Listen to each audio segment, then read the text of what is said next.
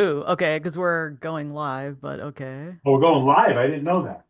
Yeah, but it's okay. So what's happening now is I'm interviewing Tom Shaer, and he's in this place where there's a lot of sports memorabilia. Now he's coming back to the room. But I just wanted to say that I did finally edit the Jerry Agar interview I did, and that's going to be the next podcast. So Yeah, I apologize. I forgot we were live. I don't know why I didn't. yeah, we're live. I can give Yeah, I you used I can give you a better tour of the place. right. All right, Okay, yeah, because we used to yeah, because I used to do all these recorded, and then now lately I've been going live and it's very fun. all right. So here's some more stuff over here. Let me see if this camera moves. I mean, this is a new camera, so Wow. hello. All right, so good. This is good. Um, let's see. This is from my Boston broadcasting career. Oh my God, this is so embarrassing. I don't know how. Here we go. Here we go. This is a Oh, lot I of want Boston stuff. I worked in Boston for 7 years, and this is so embarrassing. Okay, here we go. Do you archive these later? well, they're going to be online, so it's going to be staying online. Right now we're on YouTube, Facebook, and Twitch and Instagram. Although Instagram you can't really see very well, so All right. that is really amazing. So that's well, you can't. There's some Chicago people in there. That woman in the back, okay, right over this. There you go. Here's my finger. That's Yeah. Nancy Peltz, the White Sox organist. She's a really good friend of mine. That's Harry Carey and I up there. Uh, that's Mike Krzyzewski and I. That's Mike Ditka. Um, Ernie Banks on the night of the first Cubs night game. Um, I guess that's. I mean, there's a few. Oh, this is a sequence with Michael Jordan. This is a whole bunch of other broadcast stuff. You can't. This is way too far away, but I'm going to bring this up. This is a cartoon that was in Crane's Chicago Business in 1985, uh, describing what the author felt were the best sports reporters in Chicago. And I, I can tell you, I think I can tell you who's in there because I can't see it up close. Okay, so there's Ray Sons of the Sun-Times, Bob Verdi of the Tribune, Johnny and Jeannie Morris, Jerome Holtzman of the Tribune, Ron Rappaport from the Sun-Times, Mark Giangreco from Channel 5, who I later went to work with, as you probably know. Um, who else? One more. Johnny and G. Oh, Tim Weigel. Tim Weigel's on there, of course. And Rich King, my dear friend who I was working with at the time. And Rich King and I were in the piece as the only radio reporters whom the author felt were worth including in the piece. So I was always very proud of what Rich and I accomplished. He's the best guy I've ever worked with. And I just thought I'd What mention that cartoon. That was in 1985, Crane Chicago Business. what And made him that the best? What made him the best guy to work with? Rich, um, well, you have to have an ego in broadcasting. You just do. Any public performance. And a lot of journalists don't like to admit that broadcasting is a public performance. Even sometimes newspaper is. So you have to have an ego. And because ego gives you confidence, and you can't succeed without confidence. You can't. Rich had the smallest ego of anybody I ever met. I saw his ego on display once or twice, but not in an unreasonable way at all. He just really kept things in check and a very decent, honest man. I think anybody who knows me will tell you I have a little bit bigger ego, not out of control, but it's there. And I thought Rich and I complimented each other. Every once in a while, I would say, "Rich, man, you got to push on this." And every once in a while, he'd say, "Tom, you need to back off on this." So we each listened to each other, and we're a really really good team. And uh, he was a sports director. So after Brad Palmer left, and that's a chance for somebody to really kind of put their stamp on the department, kind of take it over, make it their little fiefdom. Rich never did that. Never. He was always interested in everybody getting equal opportunity to cover the big stories and make money and do well. He really is a generous, decent guy. My wife and I just saw him out here in Arizona a couple of weeks ago. Hmm. And so what's it like to live in Arizona? Well, you know, there's an old expression about Hawaii. They say it's not paradise, they only say it is. So I'm not going to tell you Arizona is paradise, but I think it's awfully close. We just love it out here. We've owned property here for 7 years, and we've lived out here permanently, full time. We moved from Chicago 15 months ago, and it's been wonderful. Just great. What's up with the water situation, though? It's not as plentiful as here. That's my theory. Well, there's not the water problem people think there is.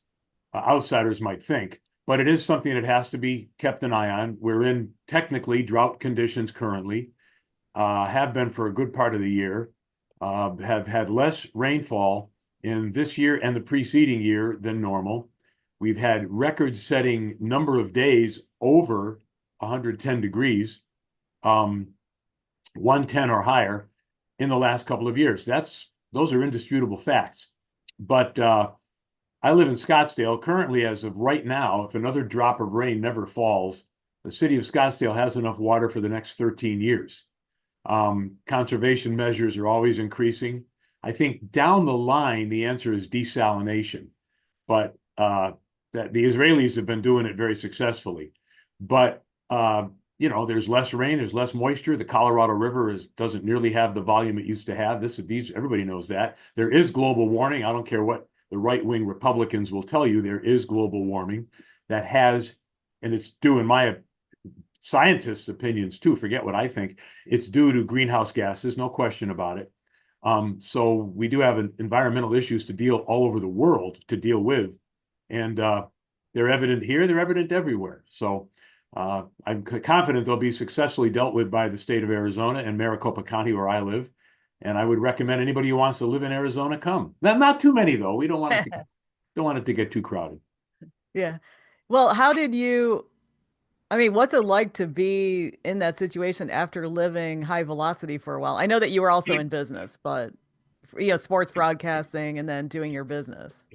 Like, are Well, you kicking back now? What are you doing? yeah, I still work about 10 or 12 hours a week, negotiating broadcast contracts. I'm an agent for, let's see, I have 12 clients, 11 of them are working. So it keeps me busy. I work 10, 12 hours a week, sometimes 20 hours, but just as much, just enough. I like what I do. And it keeps me in the business. Most of my clients are in sports.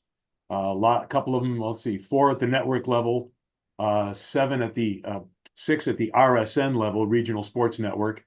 I have a couple of newscasters, a couple of talk show hosts, radio talk show hosts. I really enjoy that.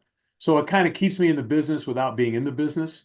And the sports aspect, all of my sports people, except one, are involved in Major League Baseball. So I get to a lot of ball games, and I really enjoy that. So it's not the fast lane it used to be, but it's fast enough for me. It's perfect. And I enjoyed being on the air. I was on the air for 31 years. There's nothing like it. Once you get bitten by the air bug, it never goes away. But I was Well, very happy with how my career went, and my separate career that lasted about another 10 or 12 years, and now what I do. are you a lawyer? Because aren't don't agents have to be a lawyer or have legal knowledge? No, they do not. I am not an attorney. I took pre-law courses, but I'm what they call a non-attorney practitioner. I rent space in a law firm in Chicago, which I still use.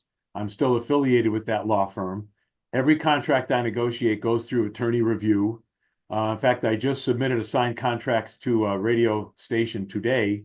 That was the 83rd contract that I've negotiated.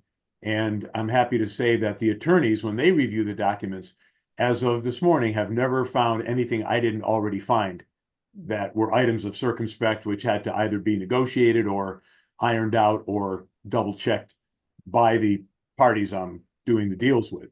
So no, you don't have to be an attorney. Some of them are, and I had an agent for years who was an attorney, and I don't think he was a very good agent. I had another agent who was an attorney, and he wasn't a very good agent. Um, I had my mentor, who was a fabulous agent, and he was not an attorney. And I know a number of agents who are very good who are not attorneys. So it goes both ways. the unique thing about and again, I'm not a major agent. I run a boutique agency. I don't have a website. I don't advertise for business. I get everything by word of mouth. And uh, what I find for me, it helps my clients is I was on the air for 31 years. I know how it goes. And a lot of times they'll have a complaint and a problem, and I can help them solve it. And sometimes it's their fault. And when I was on the air, I don't think I was always quick to recognize when it was my fault. So you get a little older, and you can pass on a little experience. Well, what I mean, when you said you didn't have good agents, why weren't they good? Oh boy, this is you got another 2 hours? Yes. Um, Well, I did interview your buddy Ron for over 2 hours. Ron Gleason is one of the Yeah. great guys. Yep, super, super guy. And I worked with Ron and for Ron. He did 2 hours, huh? I watched that interview. I didn't No, think two and a half, two and a half. is that what was on the taped version? That's that the recorded version? Was that the full 2.5? Yeah, I think I cut only a few minutes. So, Wow, I didn't think it was that long. It was really good. It really moved. well, I I think because he knows how to talk. well, obviously I don't really have much to say. Um, wow. Um, what made these two agents bad? Well, one of them, and again, I tell all my clients this, and I have a lot of broadcasters I advise.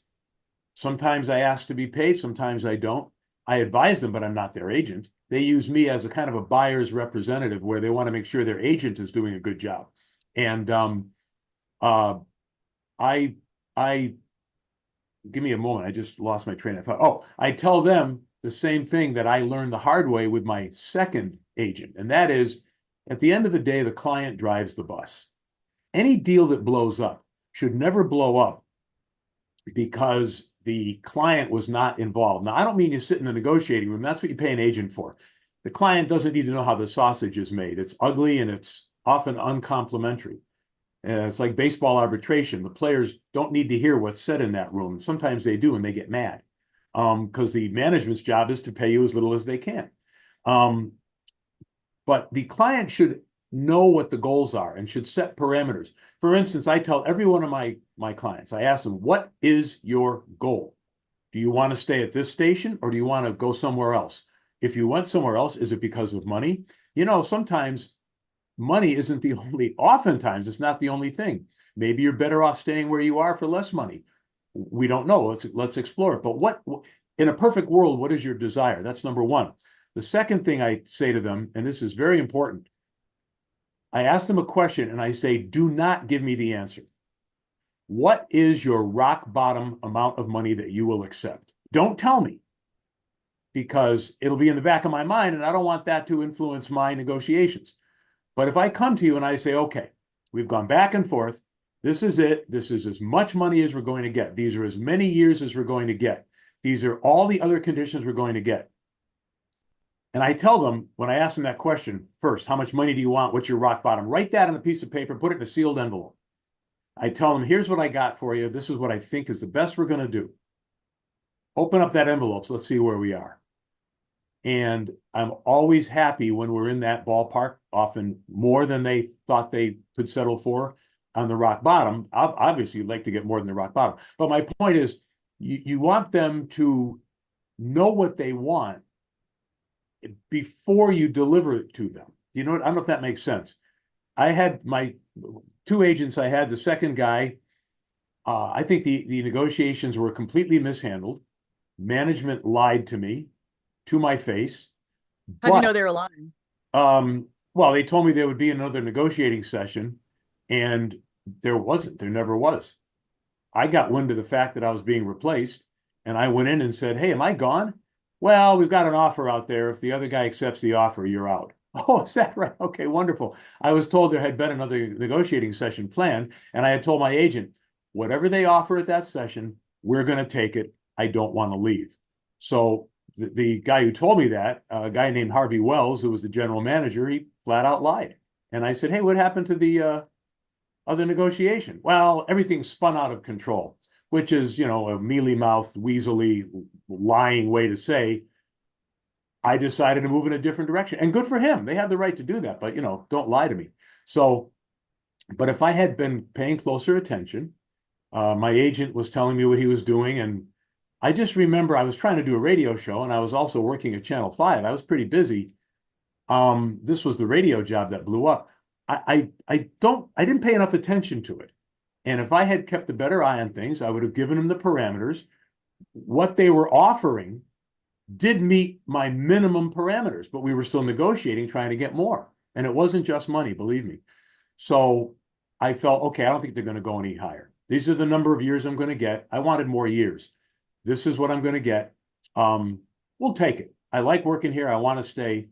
And when we never got the chance to do that, which they said we would have that chance. So that's my definition of a lie. And by Webster's dictionary, that's a lie. But if I had kept a better eye on things, we would have taken that deal earlier. Everything would have been done. So I blame myself for that. But an agent should have made sure that it's a mutual effort. And I tell the client that it's a mutual effort. That agent didn't tell me that. The previous agent, I gave him specific instructions to please pitch me for a job. He said he had. That was an utter lie, because when he reported back to me that they didn't want me, I thought, wow, that's strange. They should want me. And this was Channel 5 back in 1988. And I called the news director on his direct line. And I said, hey, yeah, I'm really interested. And I don't know if you really know the degree of my interest. And he said, I didn't know you were interested at all. I said, what? He said, I had no idea. We're thinking of hiring somebody. And I said, oh, he said, but we haven't made a decision. We have somebody in mind. Why don't you send your tape over here? And that was on a Friday. The tape was there Monday. And we began negotiations a week later. Now, and they were still interested in the other guy. The general manager wanted me, the news director wanted the other guy, and the general manager carried the day. And Mark Giangreco wanted me as opposed to the other guy. Now, Giangreco, they didn't pay him enough respect, but at least they heard what he said, that he wanted me, or he didn't want the other guy. I know that for sure. And the general manager carried the day, and I got hired. But all that happened pretty quickly. And I said to the agent, hey, I thought why didn't you said that they told you I wasn't the answer. Why am I not the answer? Well, I don't know. I'm not sure. Then I called the news director. Next thing you know, they want me, and I get the job. So, when somebody lies to me like that, oh, by the way, the key fact here, I think you can see this coming. That agent represented the other guy. God. And he never told me that. Oh my gosh. Yeah, so that's lying by omission. And then he lied to me directly when he told me that he pitched me to them and they weren't interested. A year later, when I was doing pretty well at Channel 5, I said to the news director, hey, can I ask you a question? Did my agent ever pitch me to you? Because I never got into that. I didn't want to get into a shit fight about something like that. You don't muck things up. Get the deal done, go to work there, whatever. I said, did he ever pitch me? He said, no. He gave me a list of clients he had, and you were on that list. But see, Channel 5 had interviewed me 2 years earlier when I was really happy at WBBM, and I wasn't particularly interested. He said, I saw your name on that list, but 2 years earlier, you were not interested. I didn't know why that would have changed. And I said, well, it had changed, but he hadn't told you that. And by this time, I was working at Channel 32. So I was in TV and I was developing my skills, and I was more interested in TV than I had been a couple of years earlier. So I wasn't under contract to Channel 32. I was a freelancer, but I worked 4 days a week. And this news director at Channel 5 didn't know I was interested because the agent never told him. And that's pretty bad. And it happens a lot where agents have a conflict of interest and they don't tell you. All my clients know. They don't know the names of my other clients, but they know what they do. So if somebody says to me, I want you to pitch me for a news reporter job in Detroit, I have a news reporter client who is in Detroit. I will make sure that they know, if I have other news reporter clients, what markets they're in and what their goals are.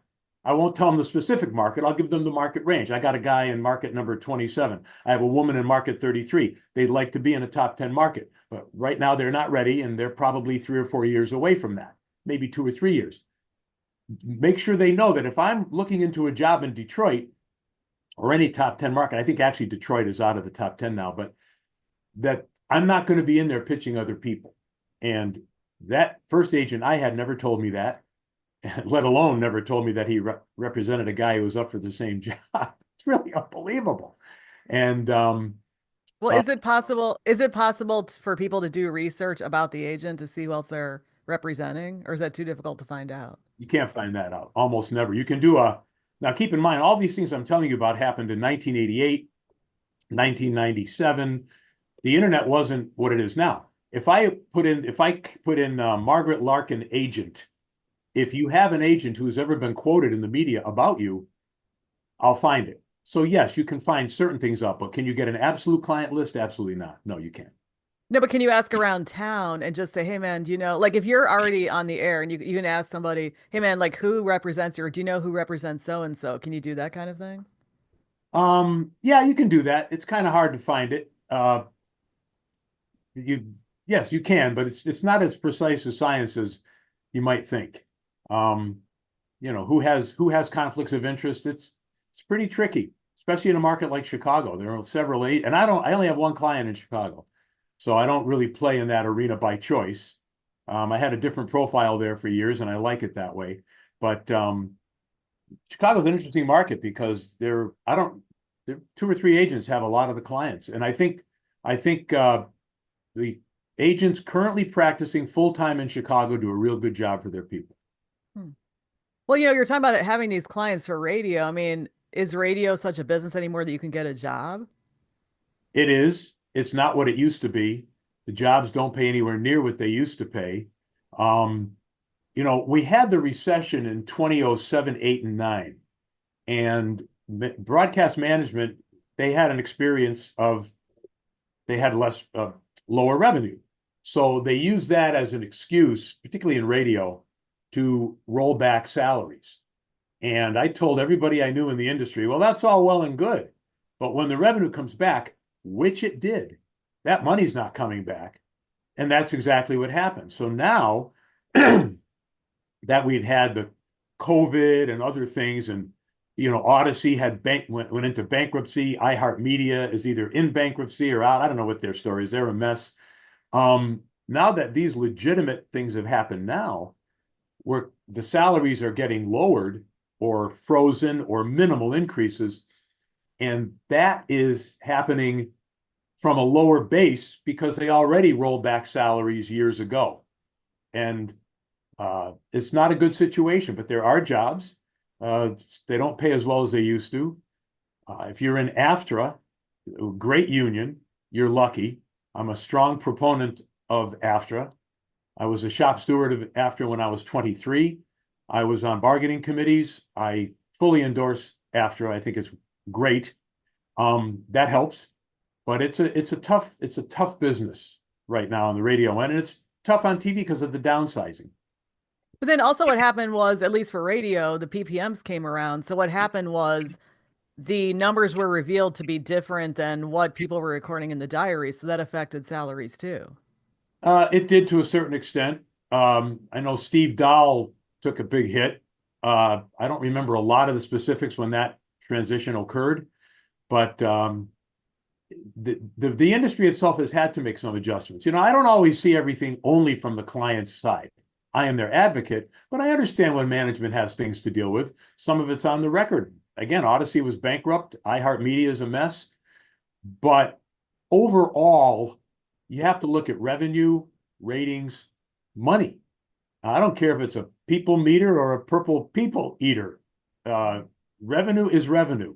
And these stations are doing better than they want you to think. Not as well as they used to, but better than they want you to think. If they could, they'd pay Oh. you a cheese sandwich if they can get away with it.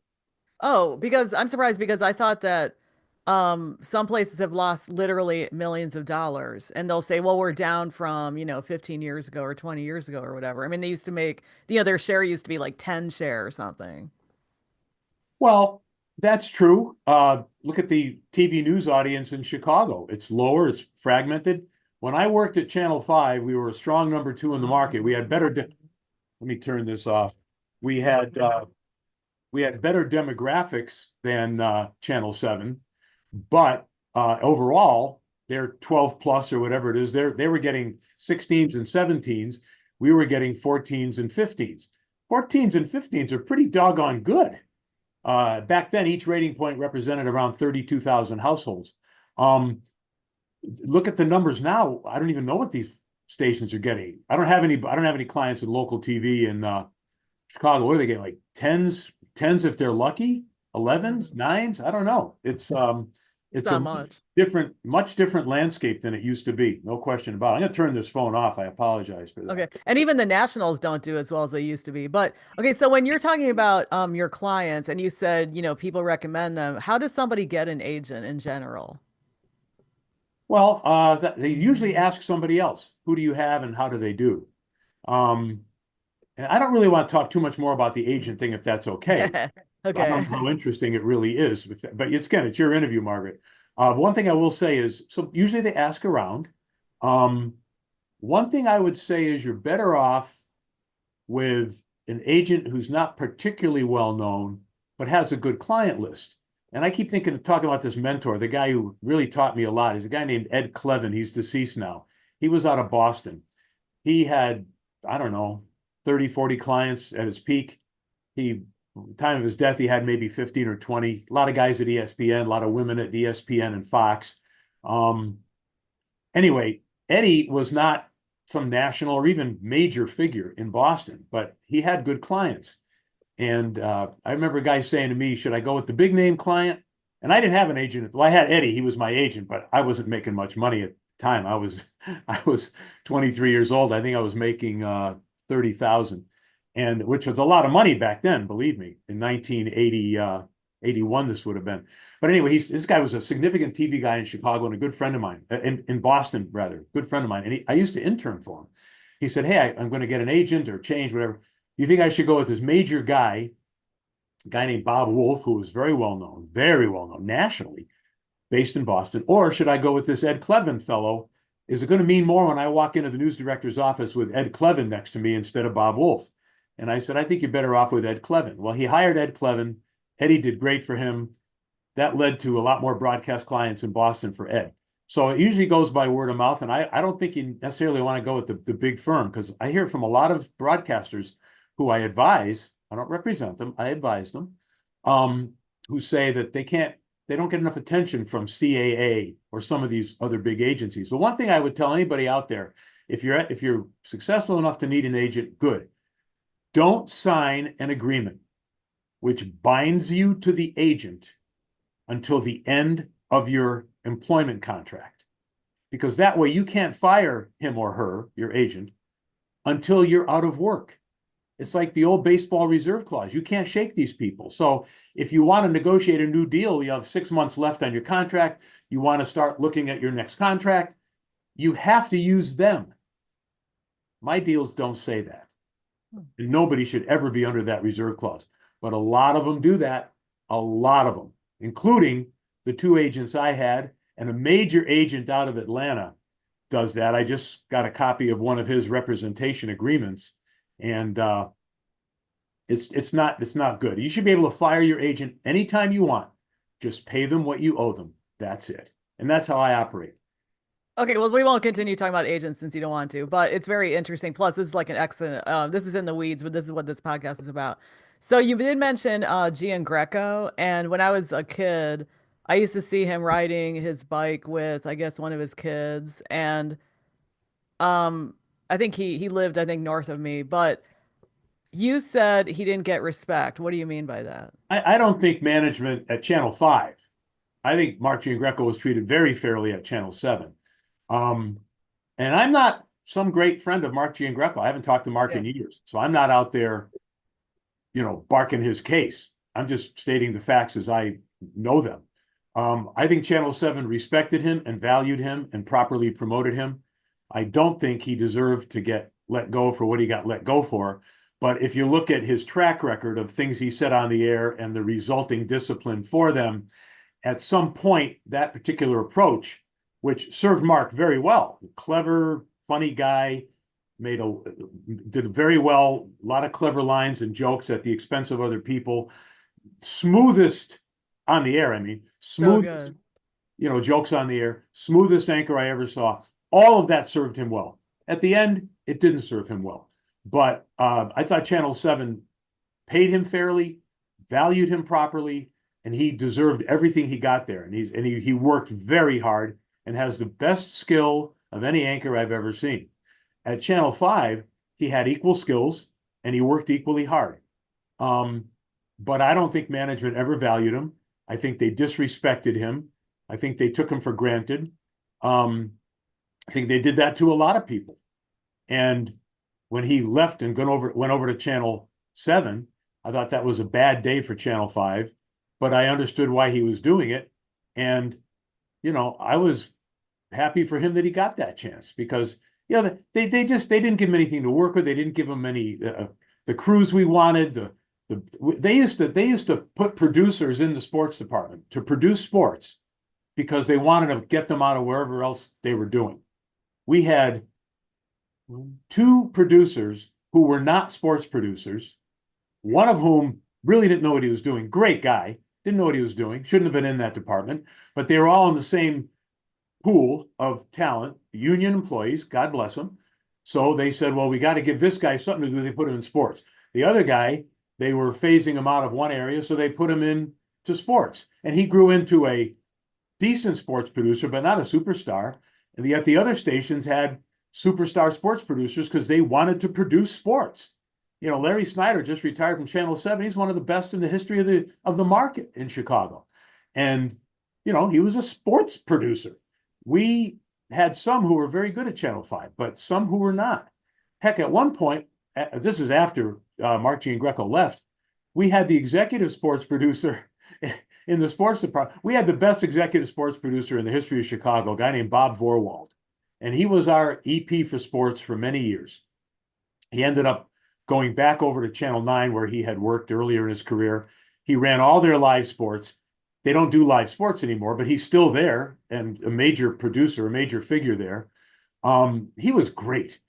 After he left and Mark Giangreco left, some years later, they put a guy in the sports department to run the sports department who had never worked in sports in his life and didn't know what he was doing. It was bad. And they did that a lot when Mark was there. And he would complain and they would say, too bad. We would get camera people, news photographers who didn't care to shoot sports, but they're out there shooting sports for us. Every other station had guys and women who were either assigned exclusively to sports or men and women who liked to shoot sports. And, we never got that. Very rarely, almost never. There were 3 or 4 photogs who liked to shoot sports, and we got them usually for the Bears games, which was great. But everything else, we got catch as catch can. We had people editing sports highlights who hated doing it, hated it. But that's what we got from the general pool. We finally got a sports editor at Channel 5, a videotape editor named Lauren Barry. And we got him, Mark was still there. Give me 1 second. We got him, I think, in 1990. Mark didn't leave till 94. And this fellow, Lauren Barry, was one of the best editors ever. And they only put him in there because they didn't have anywhere else to put him. Because he was with the network and they phased out some of the network people. They gave him to us and they told him, we're sorry, we're putting you in sports. We're really sorry, but we have to do this. And he said, well, maybe I'll like it. I'll tell you what, you leave me in there. And if I want to leave, I'll tell you I need to get out. Because they used to rotate people, they like you're in prison if you have to do sports editing at Channel 5. Well, this guy stayed until he retired. One of the best editors ever. And Mark had to fight for stuff like that. And we got Lauren only by accident. So they didn't give him any respect. He would tell them what he needed, and they would very often not give him what he needed. And I thought Mark had a real good idea of what we needed. And they didn't care what he thought. And I thought that was disrespectful. It's funny that you say that because every guy, not every guy, I shouldn't say that, but many guys I talk to want to go into sports. Yeah. Because when they say they want to go in the media, it's usually sports. Well, it's a So lot of fun. It's very interesting. It's not as fun as it used to be. They control the access much more than they used to. The access to the athletes, it's awful. You used to be able to have time to spend in the locker room, build a relationship. Somebody gets to know you. So when you need something from them, you're going to get it. Or when you ask them a controversial question, they're going to answer it. It's much harder to build those relationships now. Really, really hard. But it is interesting. You know, people think, oh, you get paid to watch games. No, that's not true. The deadlines are difficult. It's going 100 miles an hour. It's hard. And, you know, I didn't even want to get into sports. That wasn't my plan. I got into sports by accident. I'm glad I did. I made more money in sports than I probably would have in news, but I wasn't planning to do it. But I did find that it was fun and a lot of interesting stuff. And those pictures on the wall I just showed you, you know, that's something to look back on with a lot of pleasure. What were you planning to get into? Well, I was a child of Watergate. I wanted to be the next reporter standing on the front steps of the old Senate office buildings for the next Watergate hearings. And sure enough, when I was 29, Iran-Contra happened. And I believe with the ability I had, I did very well right away in sports broadcasting. I believe that with the ability I had, and God blessing me with whatever talent I might have had, and I never saw myself as a number one person or main anchor or anything like that. I thought I was a good anchor. On a scale of 1 to 10, I'd give myself about an 8.5. I'd give Mark Giangreco a 12, you know? But I thought I was pretty good. But I think with the talent I had as a reporter, I'd give myself a 12. And I think and a lot of the anchors I see on TV and ones I worked with were not as good a reporter as I was, but they were better anchors. So we kind of complemented each other. There aren't a lot of people who could be a good reporter and a good sports anchor like Bob Costas can do both. Ron Majors was a great anchor and a great reporter. Not Mark Sapelsa, same thing. You know, a guy, Bernard Shaw when he was with CBS. He was a good reporter. When he went to CNN, he was a good anchor. So there's some who can do both. But with my skill as a reporter, I believe that by age 29, I would have been covering the Iran-Contra hearings. Problem was, when I was 18 and a freshman in college, I got my first job in sports media in Boston, a top 10 market. So I got in, and if it ain't broke, don't fix it. And I just kept going with that. I originally wanted to be a news reporter. That was my original goal. Oh, because there are guys who would love to have your situation. And actually, I worked with a guy at one point who really wanted to do sports, but he used news to get into it. Oh, that's a lot. A lot of people do that, but what you'll really see more often is people who use sports to get into news. Because in sports, you have to be a good ad-libber, you have to be a hustler. It requires a lot of skills, and you'll see sports people go into news. I can name 5 people right off the top of my head. Rafer Weigel did it. He was a very successful news anchor in St. Louis after doing sports in Chicago. Then he came back up to Chicago and did news again after St. Louis. And then he did news in San Diego before getting out of the business. There's a major one I can't remember. Yeah, he did an incredible interview for this podcast. He did 2 interviews with me. Yeah, Once a long time ago when he was at WLS TV, and then just a follow up when he was in California. right. Yeah, he knows both sides of it. There's somebody else I can't remember who else used to do sports and went into news and did well with. Oh, Corey McPherrin. Corey McPherrin. There's a guy in Boston, Gene Levanchi. There's a woman on CBS, Dana Jacobson, was in sports for years, and she now does news for CBS. There's several others that I can think of. And it really, look at Ron Gleason. Ron Gleason was sports for years, and then he became news management and a good news manager, as you know, highly successful at BBM. So that's usually goes the other way. But anybody who can use news to get into sports or sports to get into news, good for them. Good for them. Well, I Yeah, heard an interview. Yeah, go ahead. no, I was going to say the irony of it is I was involved in Emmy Award coverage, and I have my Emmy Award in the other room, local, regional for Chicago, for a news story. So I did cover news once in a while for Channel 5 and once in a while for WBBM radio when I was there. If I happened to be near a news story and they needed somebody, I would do it. And I did it a number of times and was lucky enough to have done a good job and have success. And one of them, again, I was the lead reporter on a story on Channel 5 where we won a Emmy Award for station coverage of that story. Well, when you mentioned you're from, yeah, I know you're from Massachusetts, but did you ever see the movie Spotlight? Oh, sure.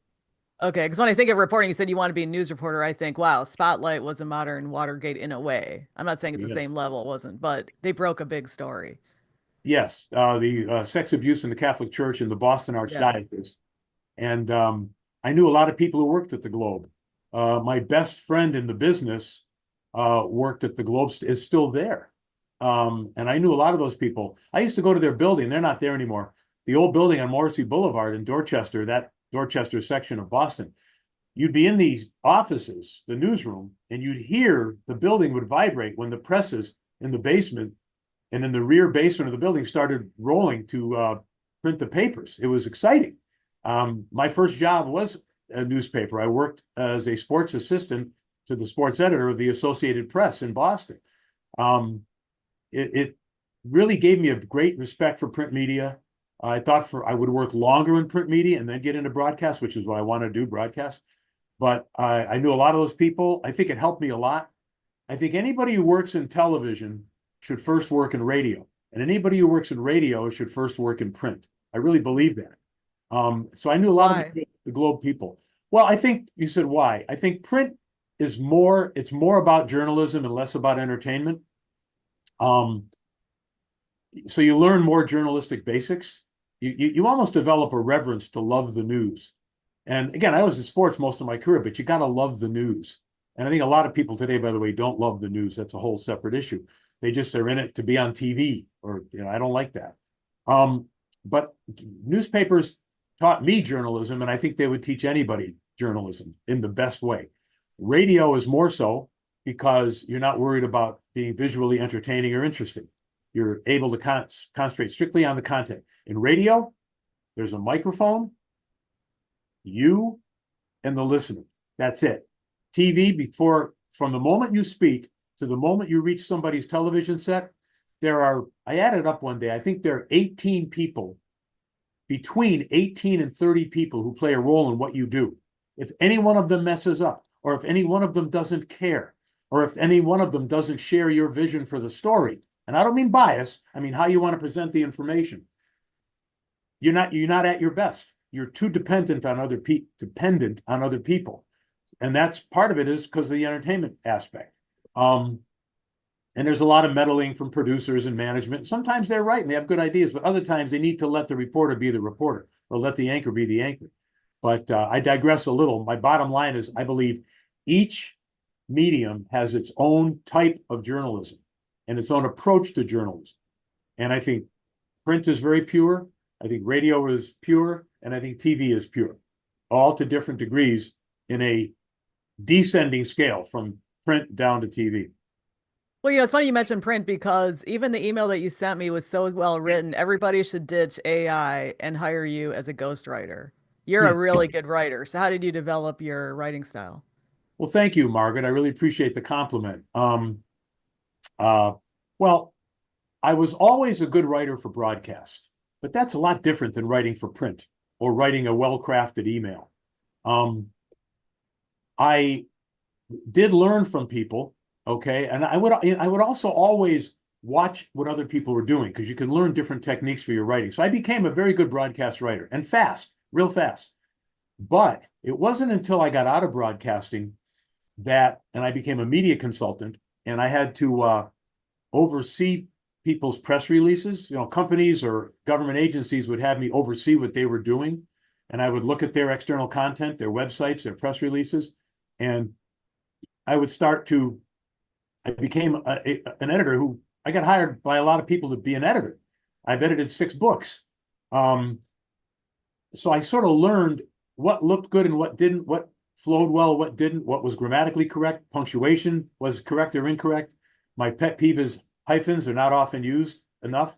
When 2 words modify a noun, 2 or more words modify an immediate noun, they're supposed to be hyphenated. Exactly. Yes. And how do you feel about semicolons? People do not use semicolons. They have comma splices all over the place. That's a great point. You notice I used a couple of semicolons in the emails I've sent you. Um, Yeah, and actually, I was going to respond. I was say, I don't know if I actually did say that, but I was very impressed by your use of semicolons. Well, thank you. I appreciate No, that. you're really good. Seriously, people think AI is the solution, but they just have to hire people like you. Well, I don't know if I'd like to think there are more people like I, because I learn from others too, and I don't know if the younger crowd coming along knows this stuff, because I see a lot of mistakes now or things that are acceptable because it's been done that way for years. And that's what happens in society. If a certain word or a certain way of talking becomes common, then that is now the new norm, and even the dictionary will change it. But I'm old school.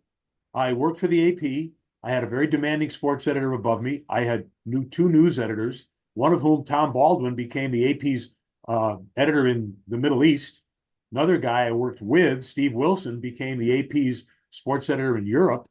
So I learned a lot about how to write long form, which I didn't use until later when I started being a media consultant and writing press releases or overseeing them, editing them, things like that.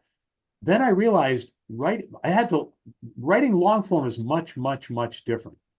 Um, and just by doing it over and over again, I never thought I'd get hired to edit. I mean, editing a press release, that's a page and a half. That's not a problem. But editing books, I last couple of years, the biggest book, the longest book I ever edited was 435 pages. And I made over 4,600 editor's marks on that manuscript. One author was an amateur author. They hired a freelancer who was basically an amateur, and then they had a professional who had written for the Tribune. But even he needs an editor. Everybody does. I need an editor.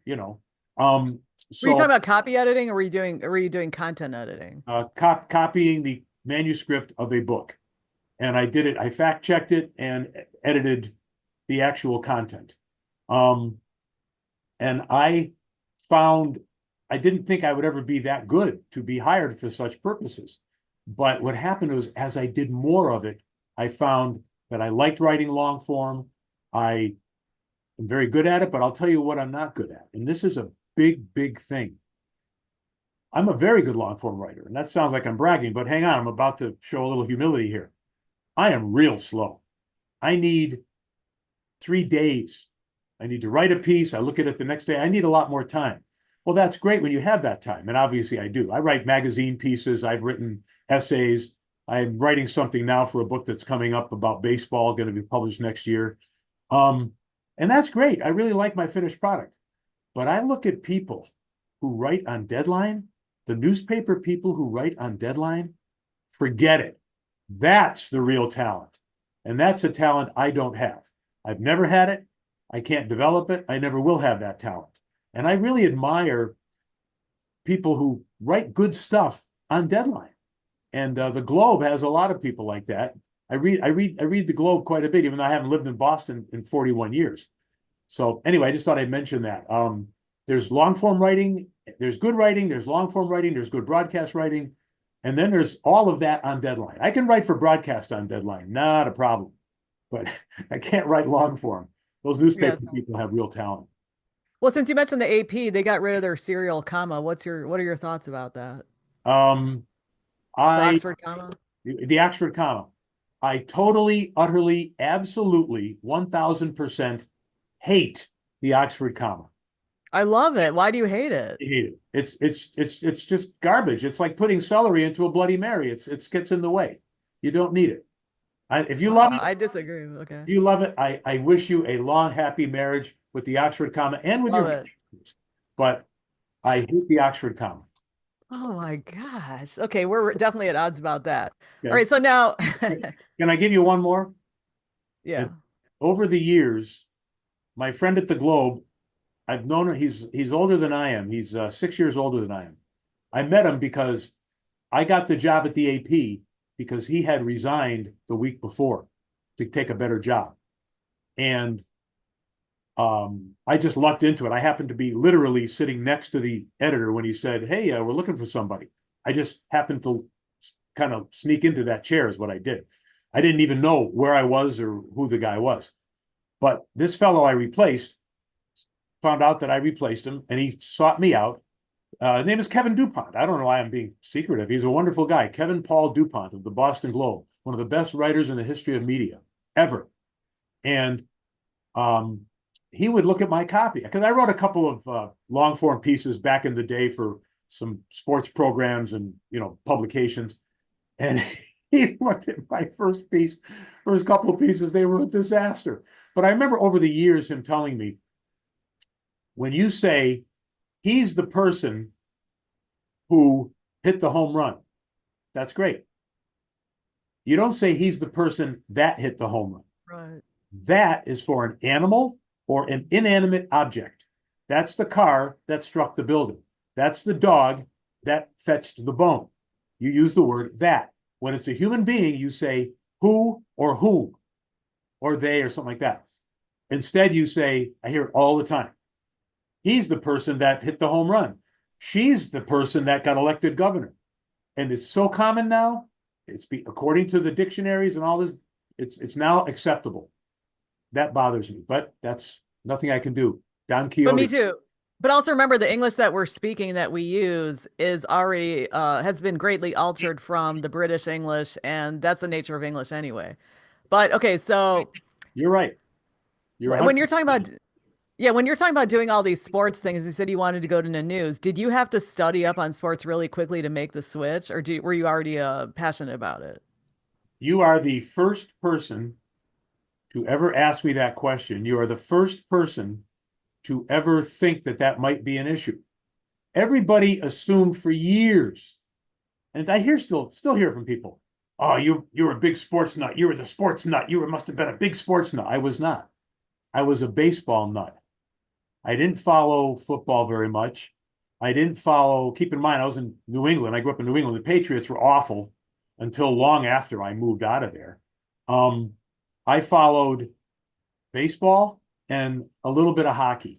And I knew that the Celtics had good teams and they often won, but I couldn't tell you a power forward from a power steering mechanism.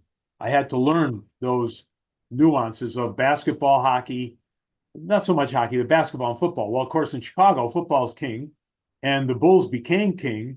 I had to learn a lot more about these sports as I got into sportscasting. Even in Boston, because I have to back it up. I learned football because I began covering the Patriots. I had to learn basketball because Larry Bird got to the Celtics after I'd been on the job for 2 years. And that really, created a new era of success there. So the answer to your question is yes, I had to study up on all the sports except baseball, which I knew like the back of my hand, and I still do. I also didn't know much about college sports. Boston is not a good college sports town. Chicago is a college sports hotbed. Not so much the local teams now, but in general, it is. And it's a Notre Dame hotbed. So I had to really, get up to speed quickly. Really. So how did you remember all that stuff? That's a good question. And did you have to know more than the viewers slash listeners? You had to know as much as they did. I didn't know anything about golf for years. I covered it, but you can present information. But if you're going to start commenting on it, ad-libbing, you better know your stuff. I never picked up a golf club till I was 41 years old. I play all the time now, especially here in Arizona. And by the way, Chicago has more golf courses per capita than any area in the country except the Phoenix area, Arizona. Well, So because I we also have free courses here. say that again. We also have free courses here. Free FREE. Yeah. I didn't know Or that. very cheap. Well, at Very, some very places cheap. there's some spaces, yeah. Right. Yeah, you can bang out some. Yeah, you can play some golf at Waveland and not break the bank. I hear you.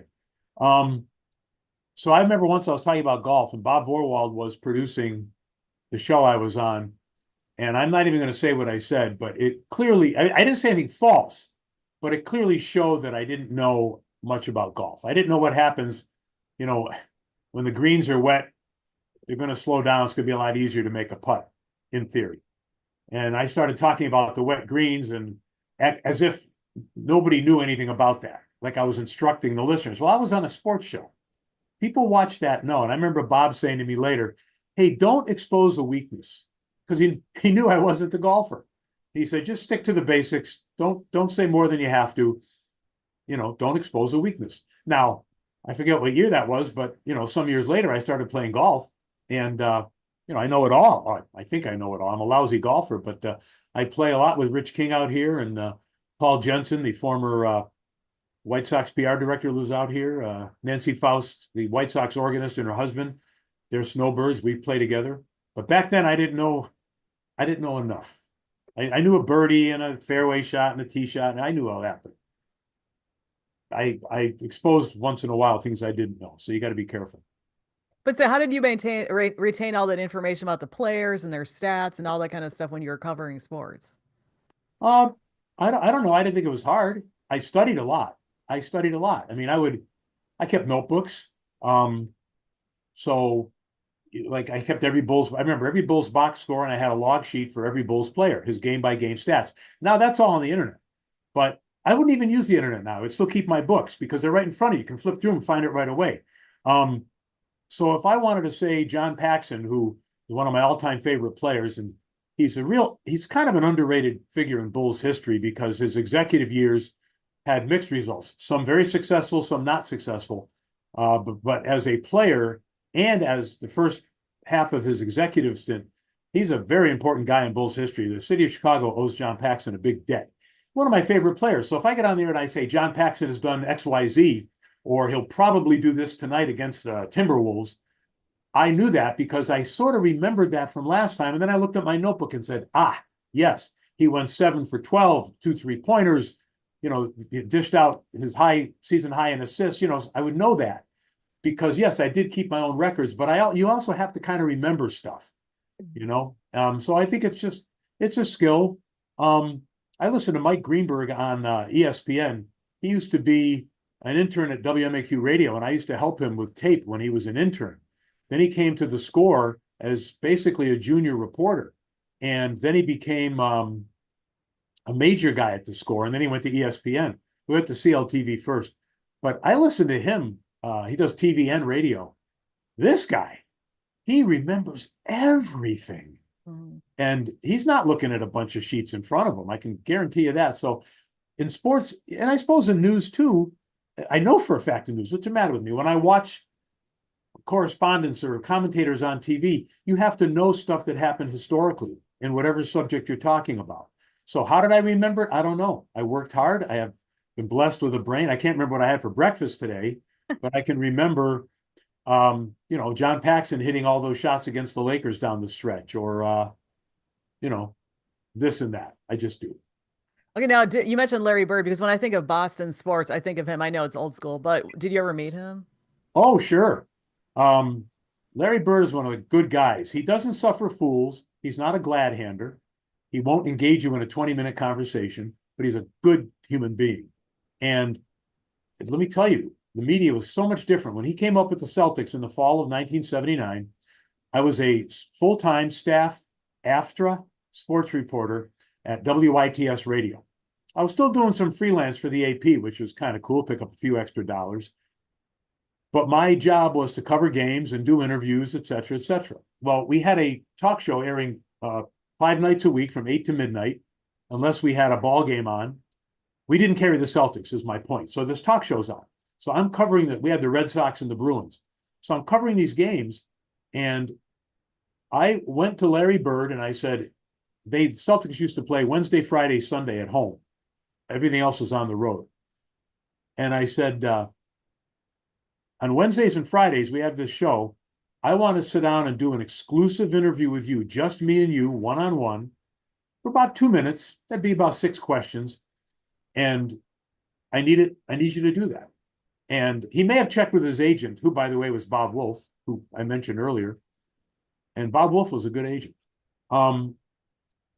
He may have asked the agent about it, and the agent might have said, yes, this is good exposure. You're a rookie. We got to get you out there. We're going to get you some commercials, whatever. I don't know why he did it, but Larry Bird did this for me every single home game that was on a weeknight, because that's when I needed it. The Sunday home games, I didn't have a deadline or anything. And he was always cooperative. Now, you try to go to the Superstar and get if you're not working for the stations that carry their games, radio or TV, you're not going to get that every home game. Are you kidding? And I would go on the road some games, and he would do it. So he was cool. He was really cool. And I see him once in a while. He's a funny guy. He remembers certain funny things that happened in the old days. I see him once in a while. I haven't seen Larry probably in 7 years. But when I did see him, when he coached the Pacers against the Bulls in the playoffs, I had a lot of contact with him. And he would always mention some silly, crazy things that happened back in Boston. And that was, I don't even know if he remembers them now. I mean, hell, I don't even know if he remembers me, but back then it was pretty cool.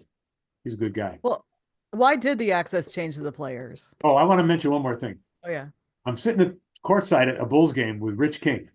And this was 19, I got to Chicago in 83. This would have been 1984. Rich and I are sitting there. It's before a Bulls game against the Celtics. And Bird is out warming up on the court. And I hadn't seen Larry. I didn't get there that early. And he's, what kind of guy is Bird? And I said, yeah, good guy, good guy. I'm telling you, Margaret, as if on cue. Bird sees me, walks over, shakes hands. How you doing? Everything good? Yeah, everything good, Tom? Everything good? I said, yeah, no problem. How's your baby? At the time, I had a 1.5-year-old child.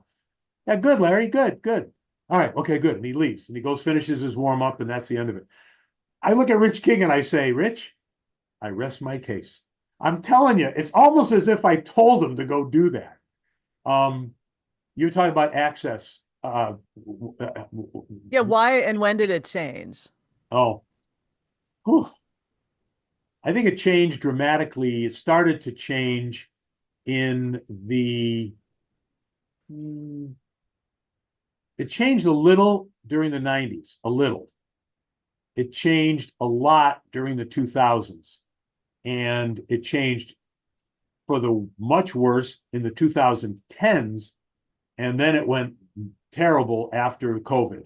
And they've used COVID as an excuse to keep some of the COVID policies in place. It's just not right. I mean, you used to be able to go into a baseball locker room anytime you wanted before the game. Then I'm gonna defend baseball on this. A lot more reporters. Some guys got to be a little bit of a pain in the neck. They'd be around where they really should. I never went into a locker room just to hang around. If I had a reason to be in there, I'd go in there. Maybe I didn't have anything right then. I'd go in, see if there's anything to find out, talk to the trainer, anybody hurt, talk to a couple of players I knew, anything going on. If there's nothing hot, get the hell out of there. It's their workplace. Mm-hmm. We started to get a lot of fringe guys coming in. And they were all men, as I recall. A lot of time I'll say guys, I mean people, but no, I don't remember any women doing this. Then there were a lot of women who did it later, where you're just kind of in there, just hanging around. And they didn't have the skill to know it's okay to hang around as you find out if there's something going on. If there's nothing going on, get out of there. And the team started getting a little hinky about it. So they did put a regulation in that you couldn't be in the locker room earlier than 3 hours before the game. Not terrible. But then they cut it to 2.5 hours. Not good. Because that first half hour is when you really can talk to guys, players, build a relationship, double check some facts. If they have a problem with something you said on the air or something you wrote, you can iron it out. That losing that half hour hurt. But then this is the biggest one. The locker rooms used to be closed starting half an hour before the first pitch. I will admit that was pretty close to the first pitch. Then they went to 45 minutes. Not terrible. But then they went to an hour. Now think about that. You're open at 2.5 hours. You're closed at an hour. So you've now gone from a total of, quick math here, 2.5 hours of access. Now you're down to an hour and a half. Well, wait a minute. Sometime during the 2000s, they came up with this stupid thing where the manager, part of it was to accommodate the media crowd. I agree with that, where they moved the manager's pregame media session outside, usually in the dugout, sometimes on the field. Okay, that was a good idea. I totally agree. A lot more cameras, a lot more people, a lot more media. But now the rule became, while the manager is outside, you can't be in the locker room. Wonderful. So the manager goes out to do his thing during what's supposed to be your locker room access, and you can't be in the locker room. When he's done, hey, what a shock. There's an hour before the first pitch, locker room's closed anyway. So they moved it from 45 minutes to an hour. And then what you did have left, part of that, you can't be in there if the manager's doing his thing. So the access is much more limited. The NFL, you used to get a certain amount of open locker room during the week. They've dramatically reduced that. I can't say what hockey is like. I don't remember having a problem with hockey ever. NBA has always been the most progressive of the sports, and I think they're still pretty good. I'm not qualified to say, but I know people who cover baseball and cover football. They tell me how awful it is, especially football. And I know basketball and hockey aren't as good as they used to be, but I think they're still better than the other two. Basketball was always great. David Stern's a genius. He knew access was important. He had a media director named Brian McIntyre, vice president of media. He's a Chicago guy. Used to work for the Bulls back in the day. He just retired a few years ago, but he was great, and he really knew how to take care of people and make people available to them for interviews if they needed it. Oh, by the way, there's a comment from Chris Bass, and he's a radio guy, and he said, "Great interview. I remember Tom pairing up with Catherine Johns, filling in mornings on WLS radio when I was a board operator. Tom was extremely professional and a nice guy as well." Wow. Oh my God. I just rolled my eyes, not because of the experience. I enjoyed doing that show with Catherine. That was 1991. And Tom Tradup was the general manager, and Drew Hayes, I think, was the program director. And I remember it very well, and I enjoyed working with Catherine. That was uh, when I was thinking of leaving Channel 5. They had just brought in a guy named John Kelly and put him above me and took some of my key assignments and gave them to him. And I didn't like that. And I was thinking of leaving, and I wasn't sure what I wanted to do. So I looked into a lot of different things. I think I could have done a general news type talk show like Catherine did, and I could have been a news reporter in TV, and I might have gone in that direction. But then I got the offer from the Score, and I went to Channel 5 to tell them I was leaving, and they said, "Don't do that." And I said, "Well, I am." And then I went to the Score and said, "I'm going to quit the TV and just do this." "No, don't do that," because Dan Jiggets and I were the only people at the Score who anybody had ever heard of. Well, no, Dan McNeil, the three of us. But Jiggets and I were better known than Dan McNeil because we'd been on TV. Nothing against Dan McNeil, more exposure, that's all. So they wanted Jiggets and I to stay on TV. Now, Jiggets at the time was working 1 or 2 days a week at Channel 2. That was it. In fact, I remember him telling me he wanted to get more days, but there's only so many pieces of the pie to go around. And of course, Dan became a huge success in radio at the Score. But the Score wanted me to continue TV because that was, promotion for the radio. So I went back to Channel 5, and we did a freelance deal because staff members at Channel 5 were not allowed to do radio, couldn't do anything on the outside. Giangreco had a lot of offers to do stuff because he's so talented, but they wouldn't let him do it. So I did a thing where I became a freelancer, which I think is what they wanted anyway. Now I'm off the payroll. I'm off I'm not a liability. And I mean, I had a contract and everything, but it's a different deal when you're a freelancer. No benefits, right? But I was in the union after, so I got my health insurance and everything through the union.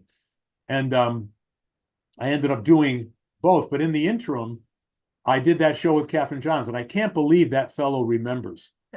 I remember meeting a guy who had come right from high school to work at WLS, and he worked on that show.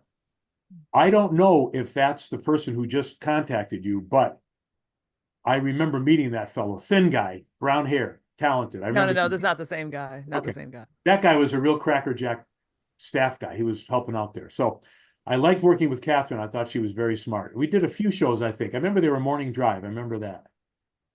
And I liked it. I liked it. And I think LS was interested in me, but the Score called me shortly thereafter. Yeah, I want to talk about the Score, but before we talk about the Score, because it's been talked about so much. You were mentioning people working behind the scenes, and you were talking about good producers and what makes a good producer. Somebody who doesn't quit easily. And I used to always tell my producers, in whatever medium I was in, radio or TV, if I ask you to do the following and you try to do it and it can't be done, that's okay. It's not your fault. You tried. But then try another method. I always say, you go down the first path. If you hit a roadblock, not your fault. Back up, go down the second path. If you hit a roadblock there, not your fault. Back up, try a third method or a third approach. If you can't get it done that way, then I know you did your best. But don't come back to me and tell me this couldn't be done, that couldn't be done, if you didn't do what I would have done. And what I would try is try this, try this, try this. If it doesn't work, then you've done your best. I didn't like half-assed efforts. And if it was laziness, I really didn't like it. But if it was, not that they're bad people or lazy, but they weren't thinking outside the box. They weren't hustlers. You got to be a hustler. You got to be somebody who doesn't take no for an answer. And those are the best producers. Those are the best producers. Score had some good ones. Channel 5 had some good ones. But I've also seen some bad ones. And it's just, it's irritating because you're going 100 miles an hour. And I used to see Giangreco get pretty irritated. Again, we had some good producers, but I remember there were some producers he just didn't like working with. And I understood because he was 100 miles an hour and they weren't. Now, if that was right for them, good, but not in that job. And I had the same, issues sometimes. And, I had a little less of a reservoir of, I could get away with a little bit less than Mark could. He was the main guy, I was not. So sometimes you got to remember your role. And also, I think, I needed to, respect the producers a little more in my early years in both mediums, both media, radio and TV. Respect them a little more, see what they're going through. And don't get me wrong, I did. And there were times when I didn't agree with their approach and they didn't get things the way we wanted them. But I felt, listen, they did the best they could. Maybe they're not wrong. Maybe I'm wrong. Maybe if I had tried what I wanted to do, that wouldn't have worked either. So you do over time develop a little respect, but more than a little mutual respect. But I think a good producer is somebody who really gives 100%. When that doesn't work, they throw another 10 or 20% in there.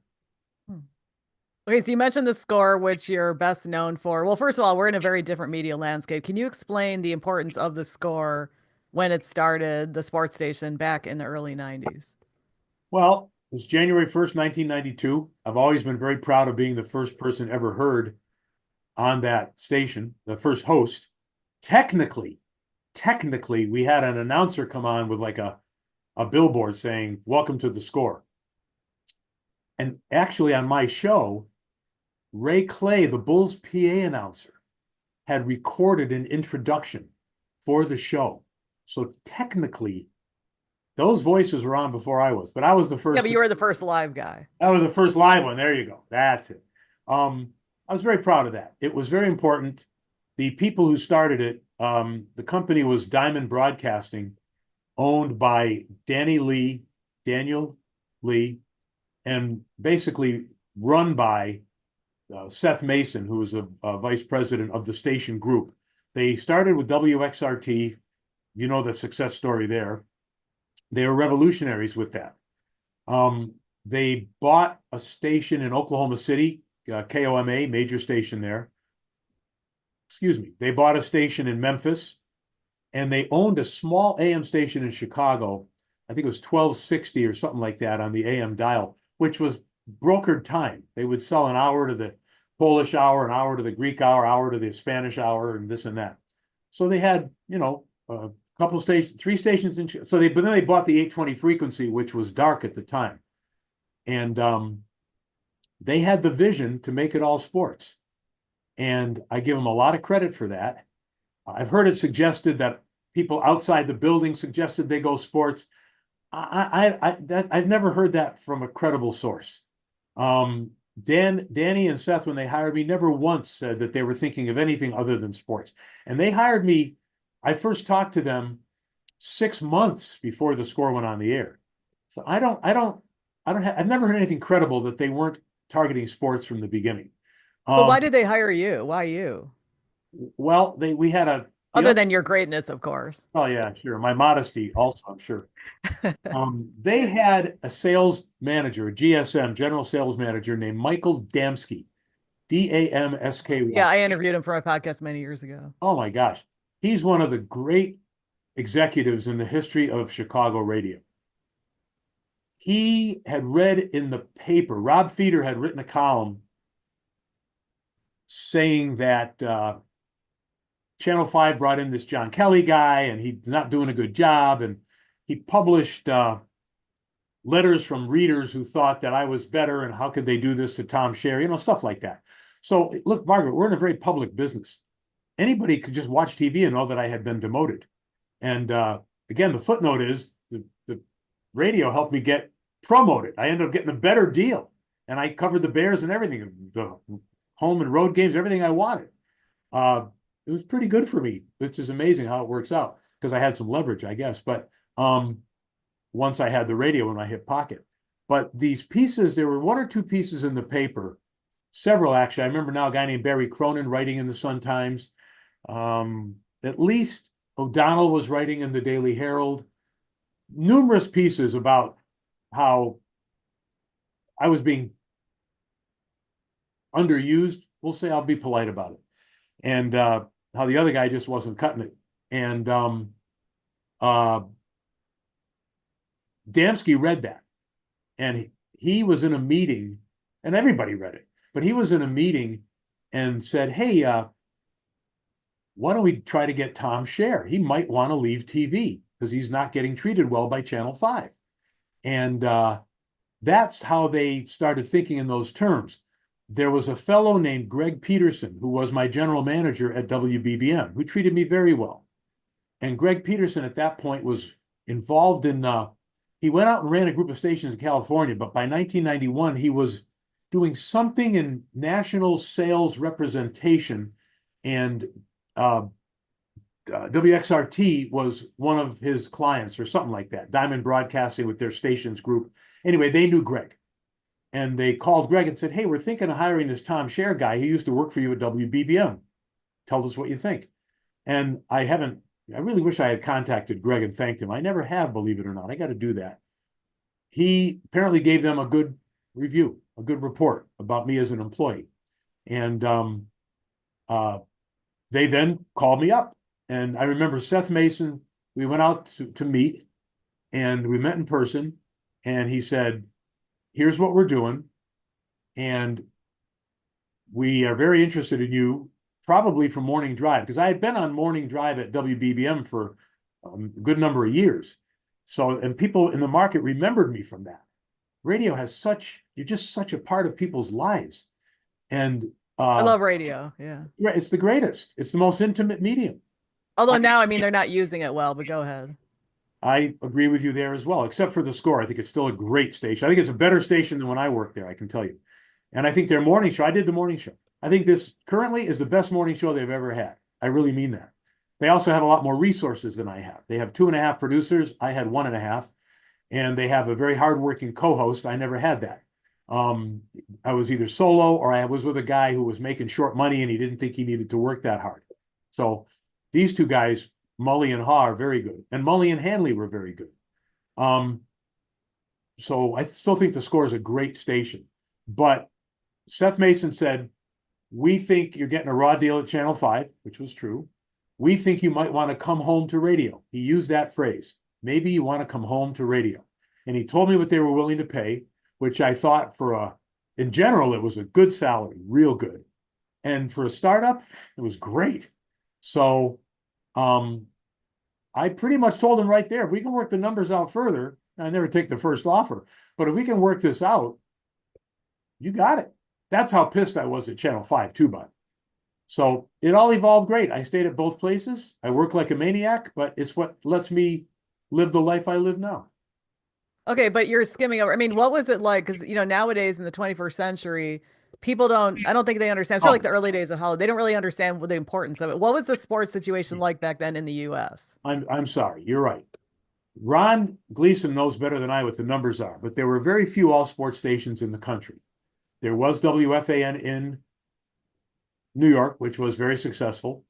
WEEI, Boston, was all sports. They were doing very well, very, very well. But there weren't too many, and there had never been anything in Chicago. And the sports landscape the Bears were still very, very interesting. Ditka was still coaching them. They had come off a very good year. They won a total of 11 games, counting a playoff game. They were doing, bear with me for a second.